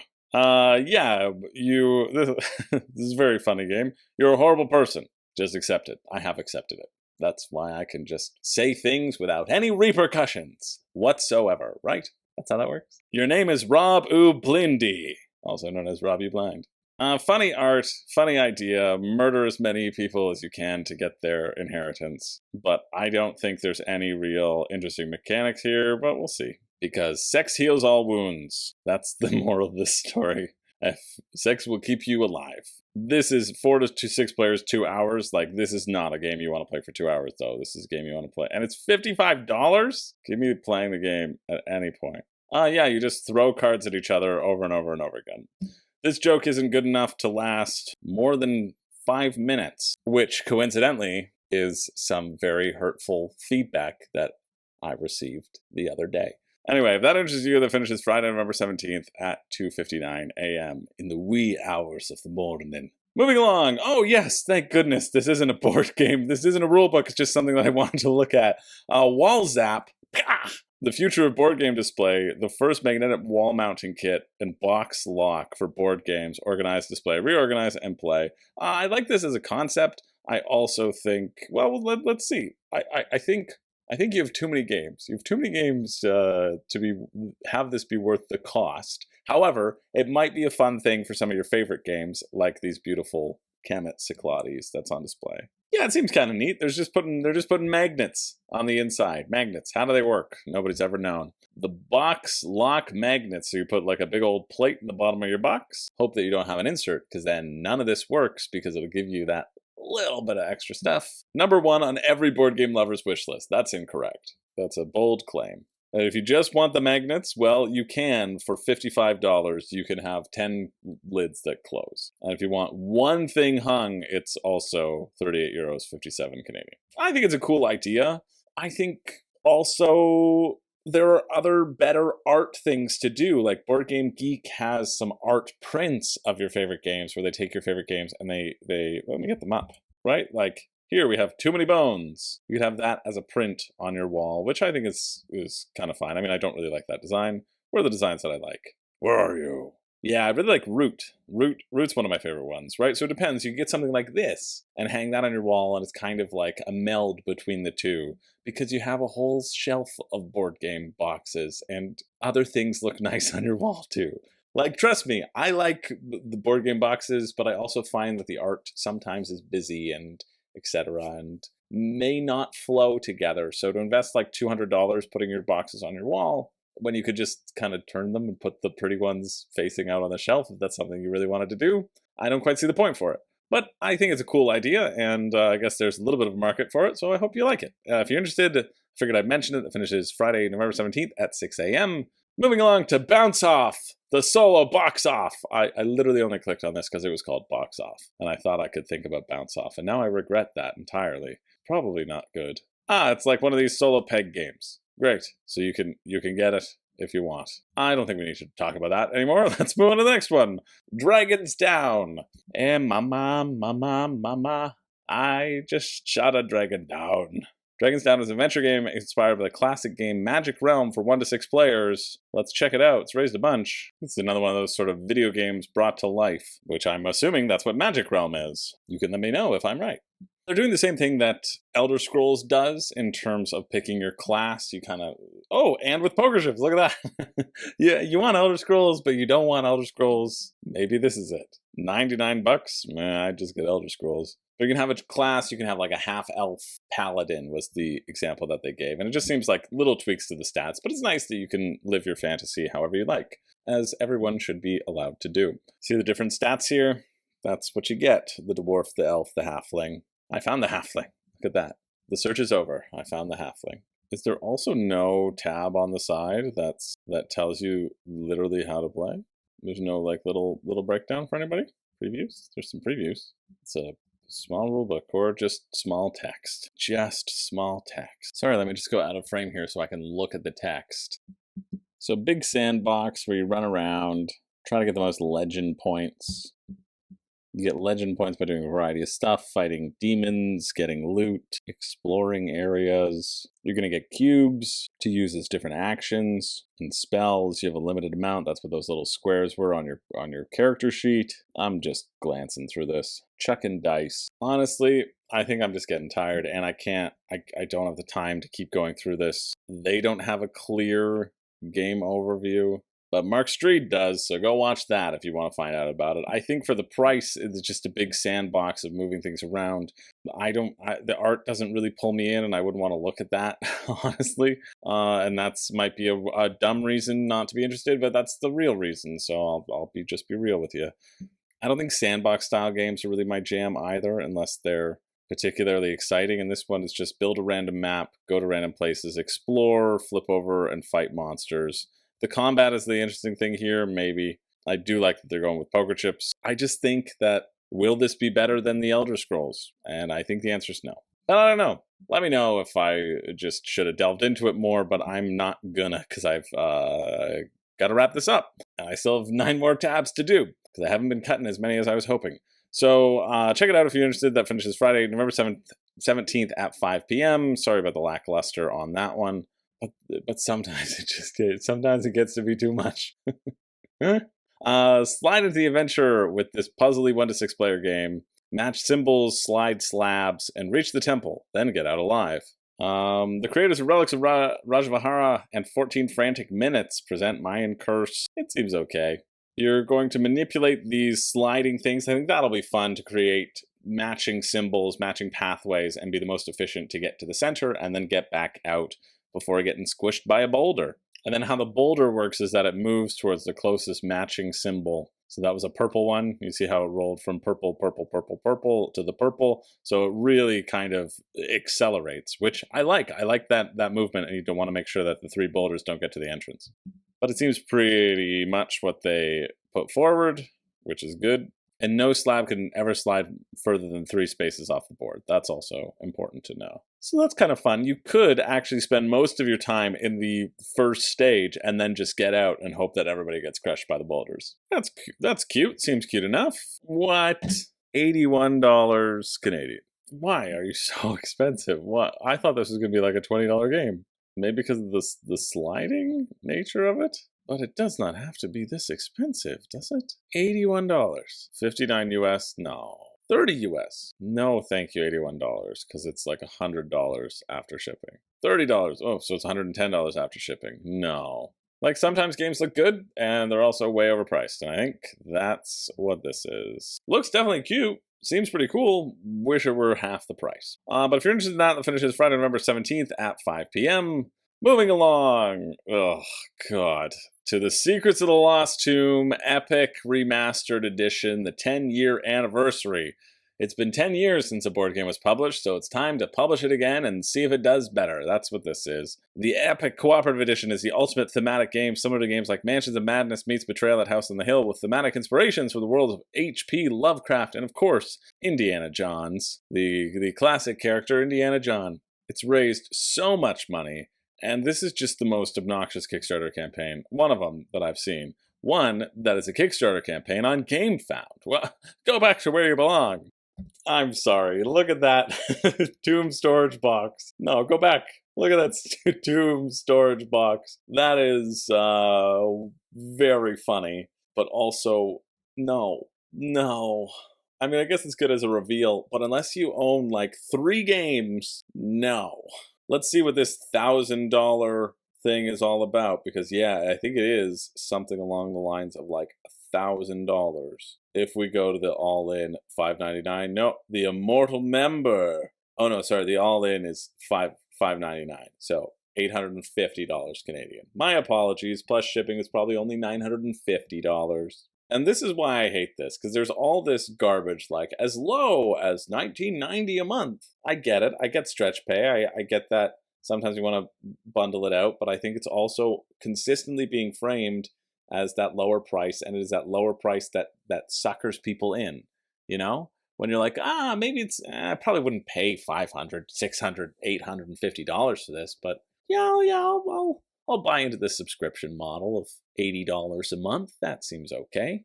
I don't know. I'm torn. I'm really torn between the monthly payment idea. But anyway, that's for another time. Oh yeah, this is also the reason why I hate this. Expansion's not going to retail. For the gamer, by the gamer. Curated, upgraded, and presented in a never-before-seen way. Yeah, because it's been upgraded. Okay. We can't do this without your support. There was another photo that was thrown around the Discord. Oh, great. It's so big that the how to play section, the more important, hasn't even loaded. I'm so mad. This feels targeted. I'm scrolling from the how to play down to the not how to play, and it feels very targeted to me right now. Tired of reading rule books? Yeah. it just directs me back there. Tired of reading rule books? A library of how to play videos. How easy is it to get the how to play videos though? It's not that easy, is it? Epic products. Secrets of the Lost Tomb. Starter campaign. Rules school. It's one video. Get out of here. You can't tantalize me like this, rulebook, and then just have one video from not your own self. All right, so it's very, very Betrayal at House on the Hill.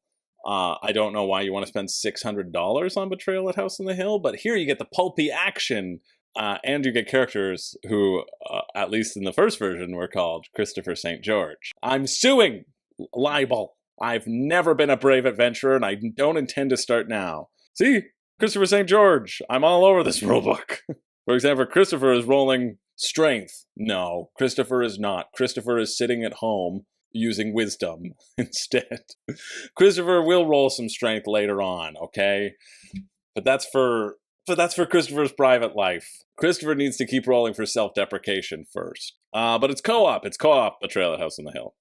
I should have said that. But you'll go through, you'll flip over new tiles. And so knowing that there's a bunch of different new tiles and explorations, since this is not loading, and I'll have to look in a different browser and see if that's a me thing, because I reloaded and it didn't. Yeah, it's definitely a me thing. It's working in Chrome. Maybe I can show you just quickly what the Chrome one looks like. Chrome? There we go. See, it's working in Chrome. It just shows you the little GIFs of going through. And triggering trap rooms. You've activated my trap room. Back to our regularly scheduled white page. So you can get this for $100, and you get a free expansion pack, right? And you get a free dice pack. Great, you get to roll a bunch of dice. And then you can get all these additional expansion packs. Expansion pack.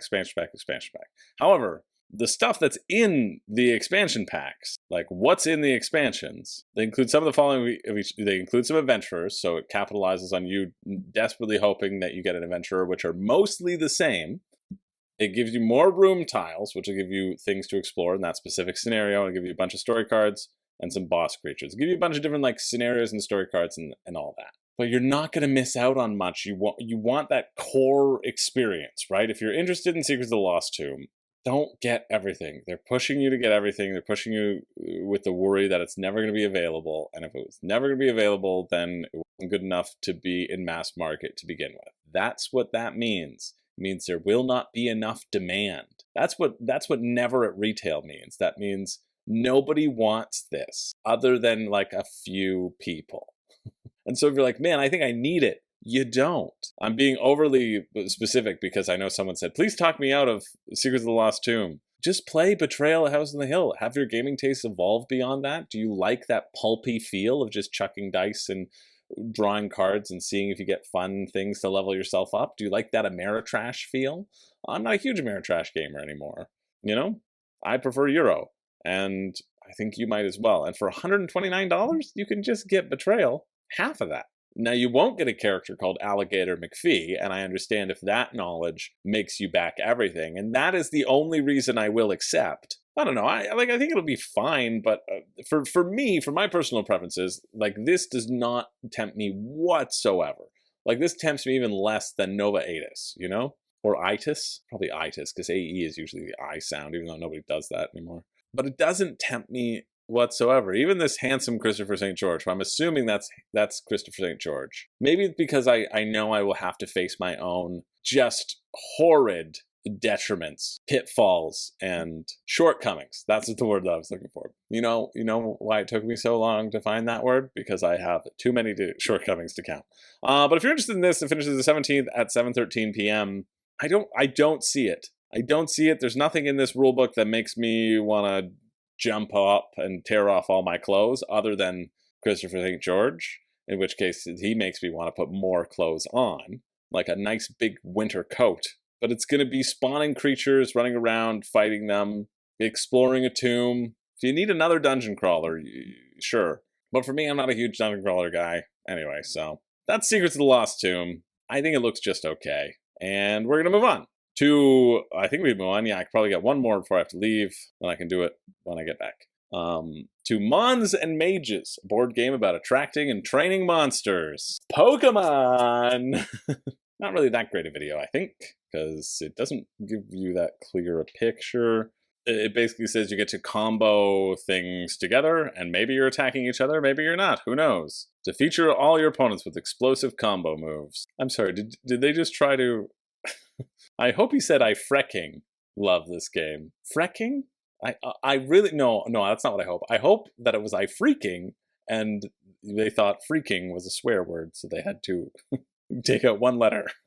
But it comes with a BuzzFeed quiz, so yeah, we're going to take it. What is my soul mon? Let's go. What's my favorite color? Is your favorite color? Probably blue. See, I hate choices like this. I know I'm just picking an element. Give me a sneakier question for me to pick an element. I see them all. Ooh, this is a good question.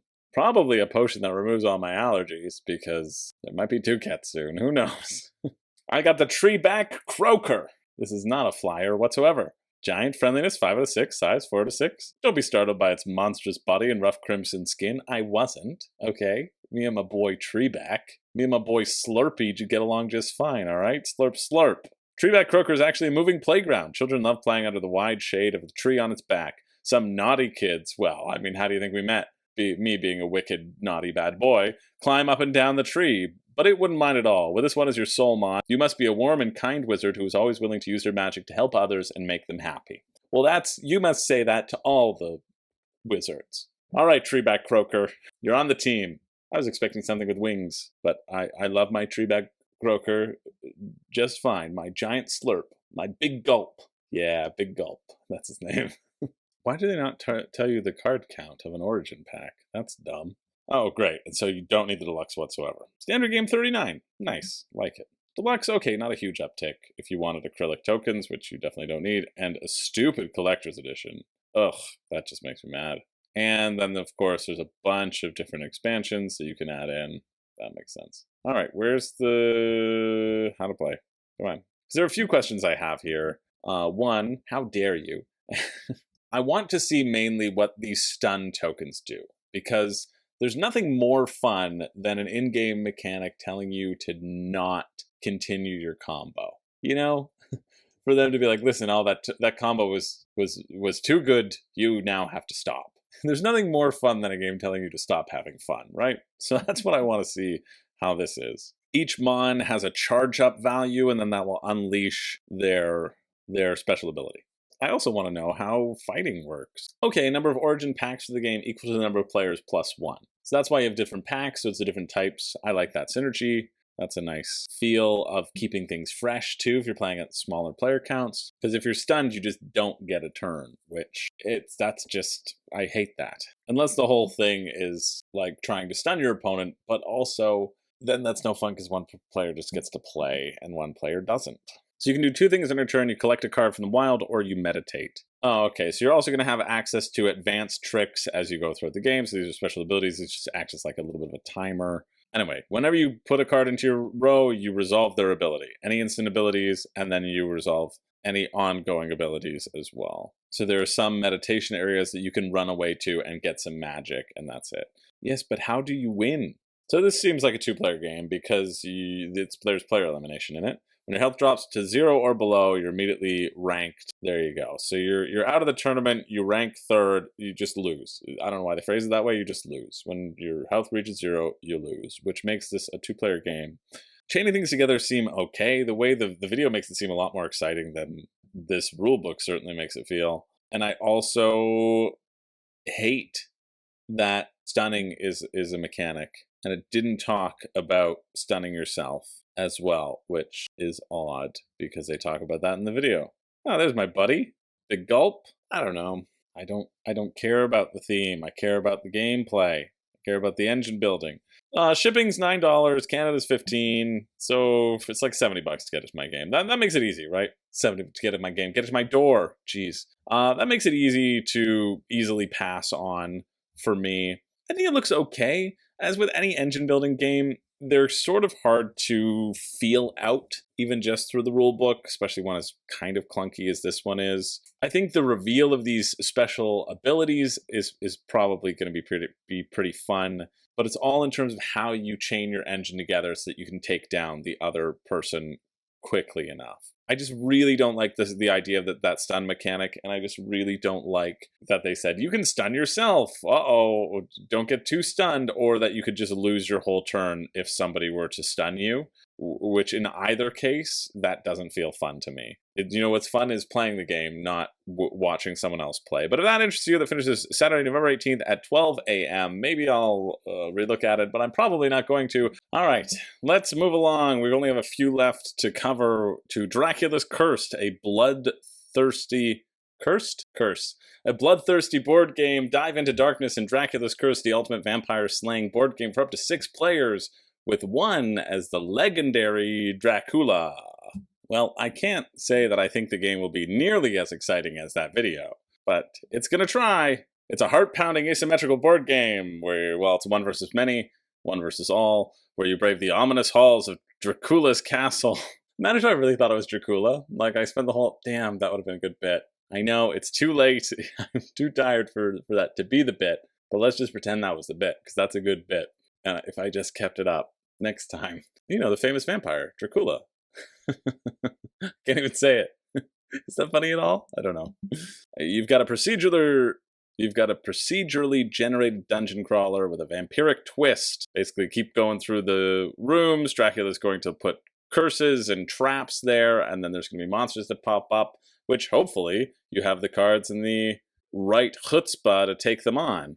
Oh, is this a VIP special versus Kickstarter special? Yeah, you doing that? You know what? Those sorts of people don't get even covered. But there's 1,000 there, so I assume that it was always 1,000. And it says, take advantage of VIP special available. Okay, you still get coverage then. So there's a couple fun things here, is that if Dracula attacks you, you can potentially turn onto the side of Dracula. So semi-co-op style game, if you're interested in that. There are these little titles and things to make yourself stronger as you go through. Oh, and of course, you have Cthulhu's Curse expansion, because why not? That's also dark and scary. Start your turn by drawing 1 card from the Force, Speed, or Mind deck. Maximum hand limit of 5 cards of any type. Yeah, so 5 cards total. But that's kind of cool. You know which... I like when games do that, where you have at least a choice. There's that randomness. You don't know what you're going to get, but you know it's going to fall into some sort of a category. I do like that.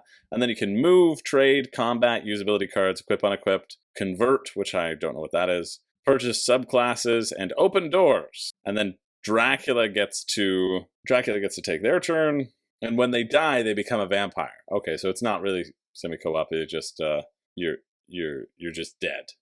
Everybody knows that you're dead, and they gotta fight. But at least that deals with player elimination, right? The game ends when all slayers turn into vampires, Dracula dies, or vampire quest card condition is met. Rulebook right here. I want to know what convert is, otherwise it's going to be pretty standard. Only 9 pages in the rulebook. That makes sense. Resolving combat. This is also something to be aware of. I think it's card driven. There's going to be a soul value of the baddie, and you find the base, you add all the attack rating from items, companions, and traits. And then you can spend your blood, of course, pump yourself up a little bit more. Okay, so that's combat. What is convert? Is convert just turn into a Dracula? Oh, I'm pretty sure it's transmute in the rulebook. Probably transmute in the rulebook. They didn't say transmute up here, did they? Nope. And you just discard items for blood. 55 US or 76 Canadian, and then shipping, estimated shipping will be, give me a nice chart, 15 to 19 for the US, 14 to 31 for Canada, saying, hey, if you live in Nunavut, well, we're going to have none of it.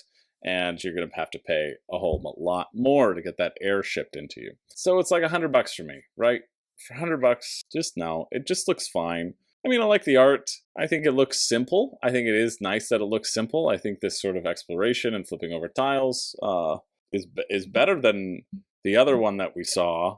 Oh, Secret Tomb? Is that it? Secrets of the Lost Tomb and this one feel very similar to me. Because they're both kind of pulpy, fiction, right? This one doesn't have the dice rolls, though. So if you prefer a little bit more deterministic, you don't quite know what you're determining, but at least you can level up your stats and then feel good about them.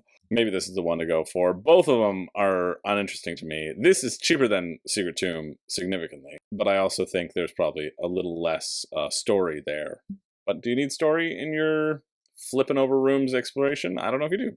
Anyway, it's raised a bunch of money. Really, it's raised a lot of money. I'm not quite sure why, because it just seems pretty standard, but I guess 55 is an okay price. I mean, it's 75 after shipping, but you know, tomato, tomato. If you're interested in that, it finishes Tuesday, November 21st at 12:59 a.m. EST. Next up, we have Timelancers. This one, actually, I'm excited, really excited to check out, because I know one of my patrons is backing. They mentioned that they were interested, and whenever my patrons are interested in something, considering they have impeccable taste, I am also interested. And if you want me to shout you out like this in a video, or want to throw a couple bucks my way for spending the hours and hours and hours that I do on this one video, not anything else, just this one video, you can. And if not, that's okay too. Just, again, don't forget to like and subscribe. I know you've probably heard that recently, but it isn't recent for me because I went to dinner and now I'm back trying to finish this and edit it before I fall asleep. Which 50-50. No, I'll stay up till 4. But yeah, I'm excited. It plays a freelance time traveler revising history in this sci-fi steampunk board game. I have a little time travel-y one that I have to review. It's on the docket to review Utopia from a crowdfunding countdown, and so maybe this will be one of those as well.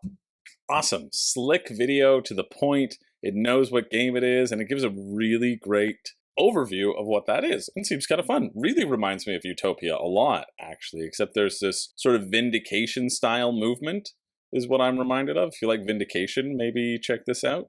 Basically, you're going to have this main board up here that you can move around on and take actions and gain resources. You're going to use those resources to purchase these cards. They're time events. But I do like the twist as well, because you can revise that event and then flip it over, which will change the ability that it gives you. And it will also flip a bunch of other people's abilities too. So if you see somebody else is really meddling in history, you can just be like, all right, well, I'm going to change history. And then you don't have an engine anymore. And I think that idea is potentially pretty exciting. Only 52 event cards. Okay, so you'll see the similar ones as you go through. And I love that they're sort of associated with the tiles. I love that you'll be able to flip those sorts of tiles. How many tiles? How many tiles in there? Did you say? No, it didn't say.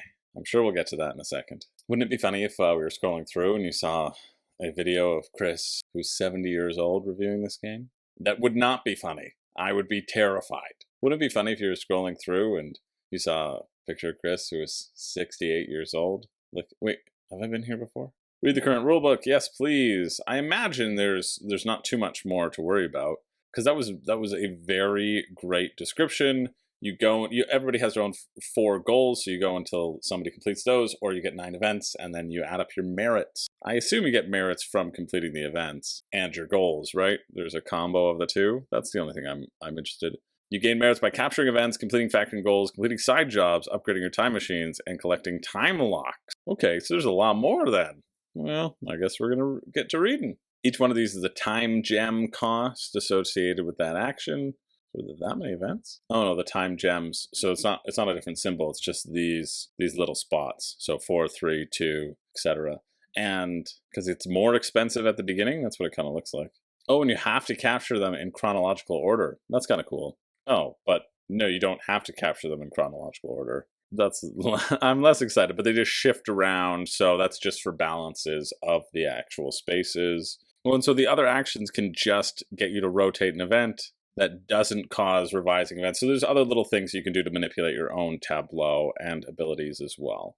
Plus, so it's all about revising these events. So there's going to be constantly flip as you're going through, because everybody's side jobs, which seem to give you a bunch of merits, have to deal with revising the events as well. Cool, so you're going to go back and forth from the city to your time machine, going from HQ, time HQ, and out into the city, and then back into your ship in order to do these specific actions, which are revising events, rotating events, flipping city tiles, reserving an event, and repeating an event. And you also have a limit of 10 resources as well, so kind of little dash of splendor thrown in there where you just can't hoard resources, so it forces you to commit and to actually pay for your cards. How much are you?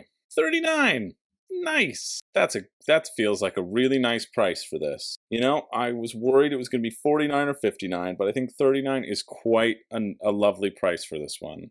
I mean, they're going for 59 to try to make you get the Enforcer expansion, but all the Enforcer does is it activates different time things as well. Whoa, you also get the upgraded components in this, 99 wood components, and game trays in that 39 price? That's pretty good. At least I hope that's in the 39 price. The fact that it says, hey, it's right here, and that says what's in the box deluxe, and it doesn't show you what's in the box for the basic really kind of sketches me out. That, I'll tell you, that really, well, we're right at shipping. Let's look at shipping. That really sketches me out. 15 for the US, so 55, 25 to get to Canada. So 65 and then 80, again, starting to get a little bit up there and a little less exciting for the price. But 55 with shipping in, that's not so bad. I'm just, I'd really want to clarify what you get in the deluxe versus the retail. They say it's Kickstarter exclusive, but I'm just worried. I'm worried that isn't that. If it's in there, then really nice price. If it's not and just in the deluxe, then I'm a little bit less enthusiastic. But yeah, pretty simple, slick, nice. That finishes Tuesday, November 21st at 3 p.m. Moving along to the Board Game Gear Essentials, the Adventurer Bag and Playmats. Level up your board game experience with our customizable bags and high-quality playmats, now featuring an LED light strip. That's right.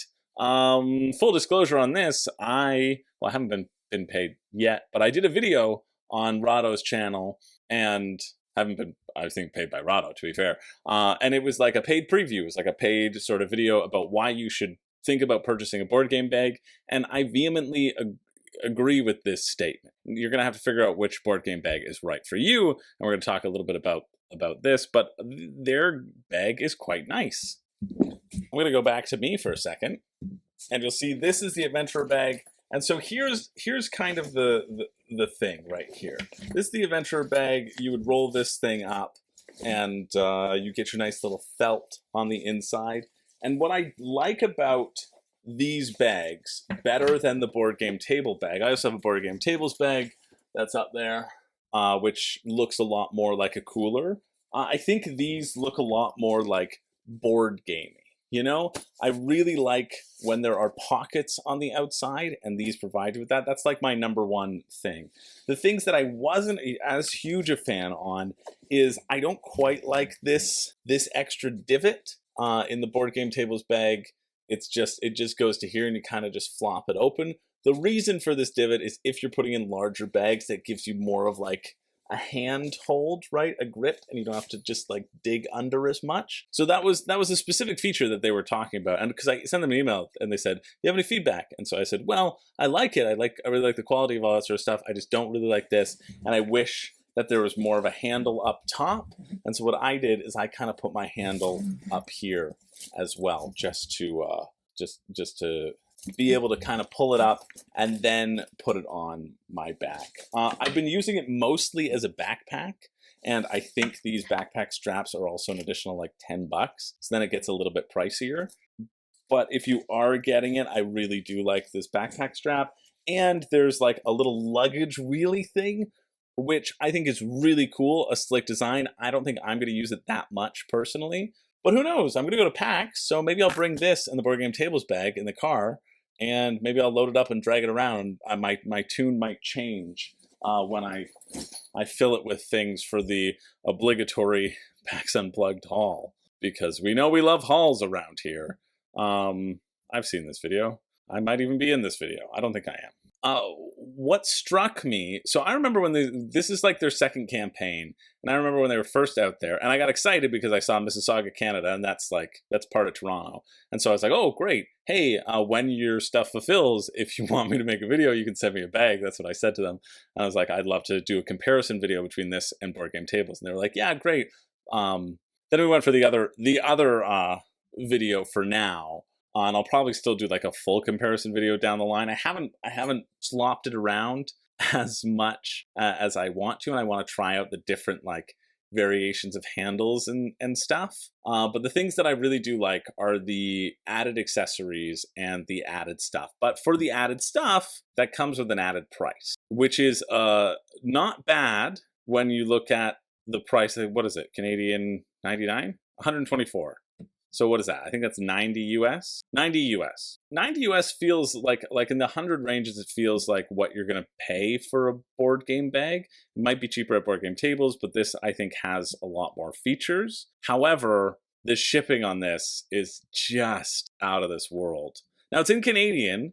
Keep in mind it is in Canadian, because then down here it's in US. So 25 to 30. Actually, that's not that horrible. I might have been sticker shocked by Canadian, and I'm so used to seeing shipping prices in the US, and so I'm so used to calculating that. 30 to 35, I just want them to squish it down a little bit more. You can squish it down, it's possible, so it doesn't have to come in a big giant box with a knife in it like mine did. So that's a tough call. I think there's pros and cons to both. I think this one feels a little bit more deliberate and a little bit more premium and a little bit more deluxeified than the board game tables bag.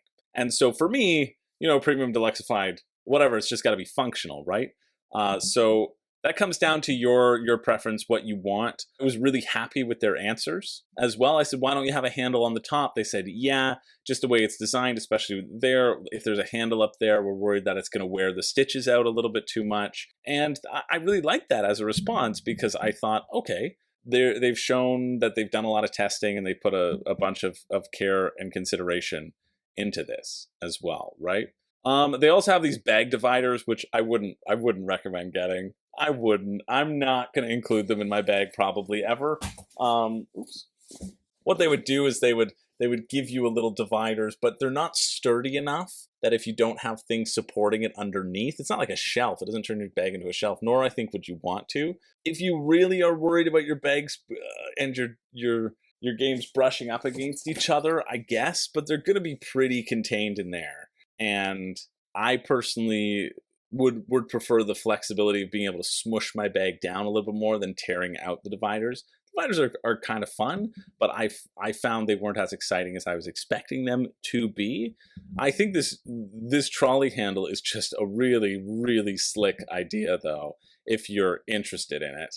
Rolls really well, at least the prototype that I have, or pre-production copy, I guess I should say. Like, my bag isn't waterproof as well. Like, they are going to be waterproof, but mine isn't. And the backpack straps being an extra $10, I don't like. I just kind of wish they were included.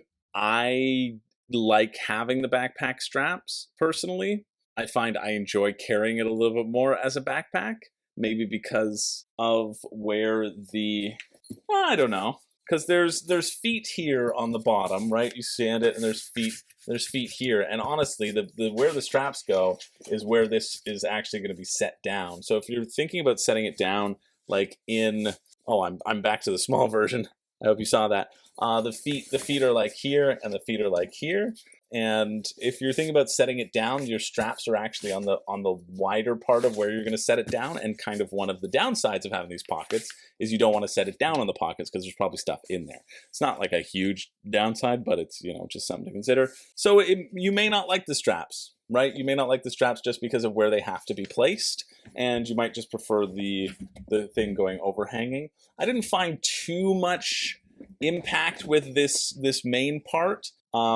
I find it flops open. It flops open a little bit more going this way than if it did horizontally and just kind of draped over. So if it's on the floor, it takes up a little bit more floor space. Because I'm never, like, you can roll it up. They have a little tag here for that. You can roll it up and have a clip and just kind of clip it there and clip it all like in there together. But I'm just too lazy for that, really. And so if you're just, it displays a little out on the floor when you open it. But that's I feel a nitpick and a personal preference as well. Oh yeah, the other thing that I highlighted in the other video, again, you can watch my video, I get naked in it, that's the truth. And there's also a spot for your playmats too. So all these like little subtle touches that I think really do elevate the board gaming bag genre is great. That being said, it's $160 for a bag. And I gotta do a price comparison here on this channel. 160 Canadian, I should say. And their premium bags are $59 US, plus a little bit for shipping, right? So really it's 90 US to 60 US.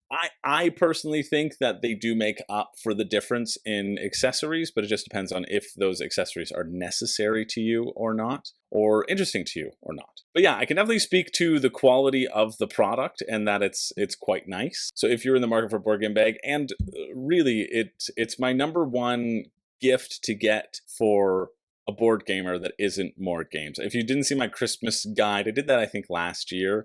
I wanted to come up with a list of ideas of things to get the board gamer for Christmas or for the holidays without them being more games, because we have too many games. We have too many games. We just go and we buy ourselves games, and suddenly isn't as special. But giving something that's sort of in the hobby, but just beside the board games, feels kind of nice. I would recommend checking them out and having them as a possibility if you are interested in purchasing a board game bag.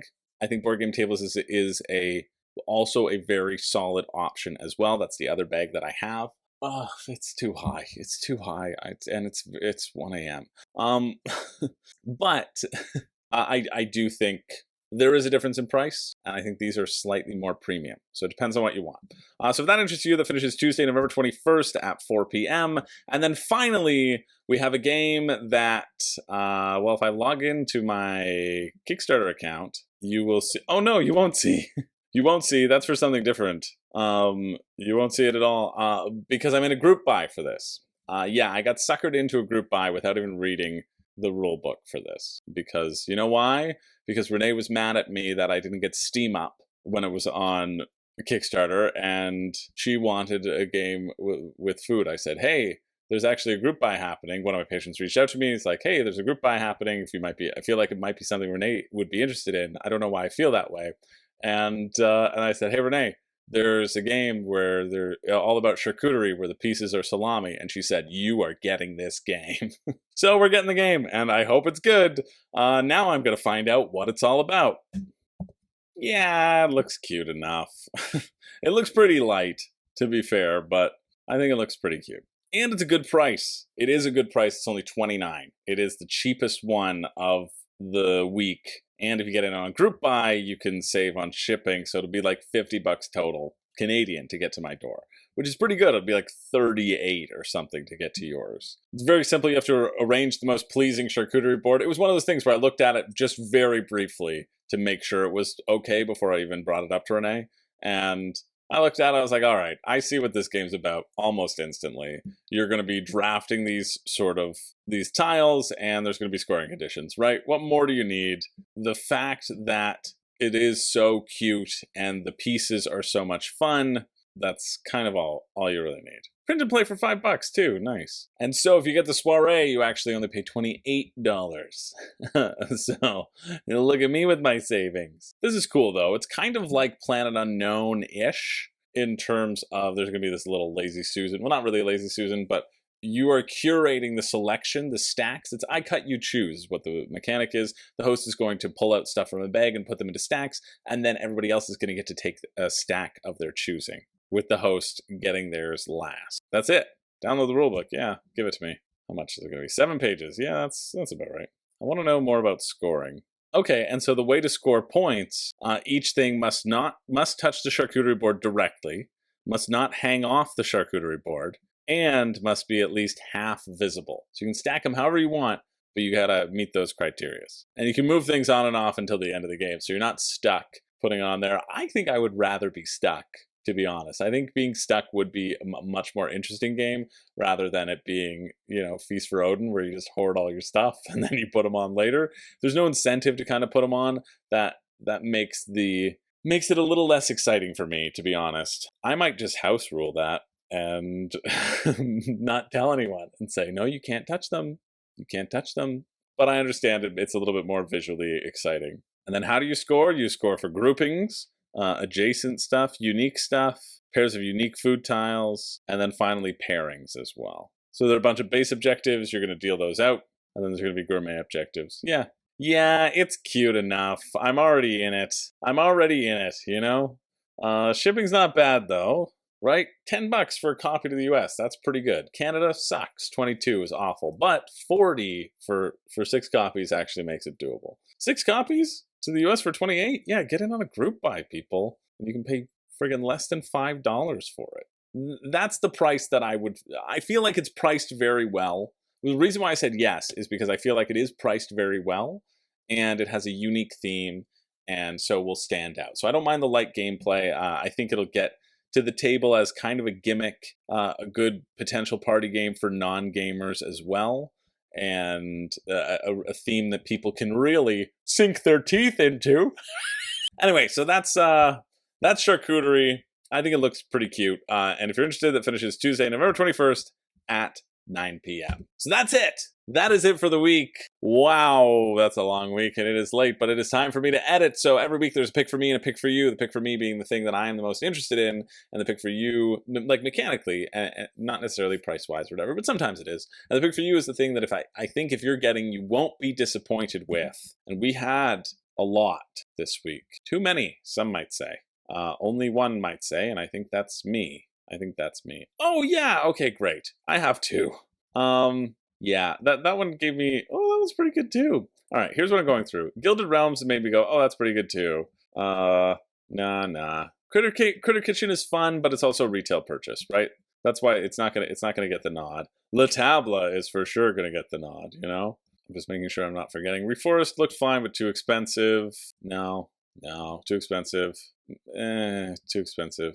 Timelancers okay, but it's not on my tops this week. Charcuterie, I mean, I'm getting Charcuterie. You'd think that would be the pick for me, but it's not. I feel pretty happy with my choices. My pick for me is specifically Switchbacks. I think Switchbacks is going to be a really good title. It says your new favorite filler, and I kind of agree with that. I just have a good feeling about this being like the next Mountain Goats from their line. You know, Mountain Goats is such a hit.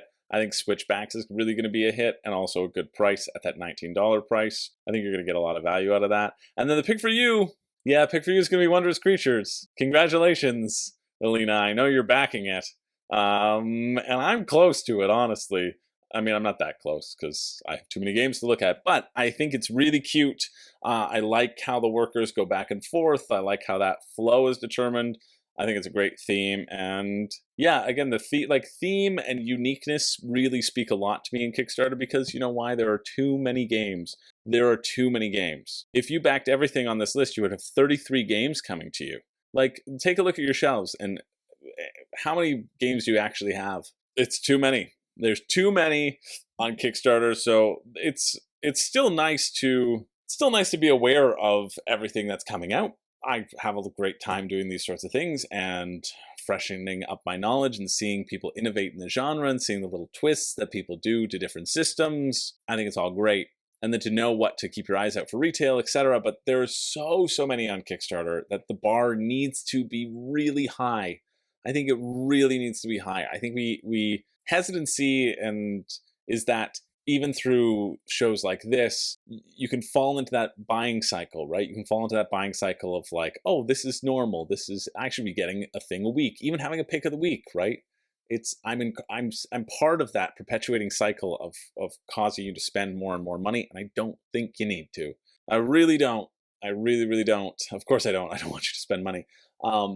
But spend it when you're really excited. But just think about the amazing games that exist out at retail that are on the Board Game Geek Top 500. There's at least 499 of them, 498, I'd say. That was meant to be a joke that I didn't know what 500 was, but now I thought of Twilight Imperium, and that's where that number came from. But right, like I just want to. I also want to, especially after such a long week, a big week, I want to remind you that good isn't good enough, and supporting an indie company is a nice, noble endeavor, but the way companies thrive is by creating things that will last for a long time. And just make sure that you're really excited. Make sure that you're backing for the excitement of the game, or that you think it'll get to your table more than once. You know, be backing for that. Be excited when it comes to the door, and I hope you are. And if you are, let me know, and let me know what you're backing, and let me know all that sort of stuff. Anyway, thank you so much for watching. Thanks everybody for liking and subscribing. Yeah, third time's the charm. Do it. If you made it here, come on. Just do it. Give me 2,000 likes on this one. This 2-hour-long video. This is going to be the longest crowdfunding countdown, I think, in existence. So thanks for sticking with me. We made it until the next longest one. Who knows when that'll be. But I just appreciate you all. Oh, look at that. That's my time. My light died. Oh, my light just died. So, bye. My name is Chris George. I don't have a catchphrase. It's 1 a.m. and I'm going to edit this, so don't expect me to be answering any early comments tomorrow. I'll see you later.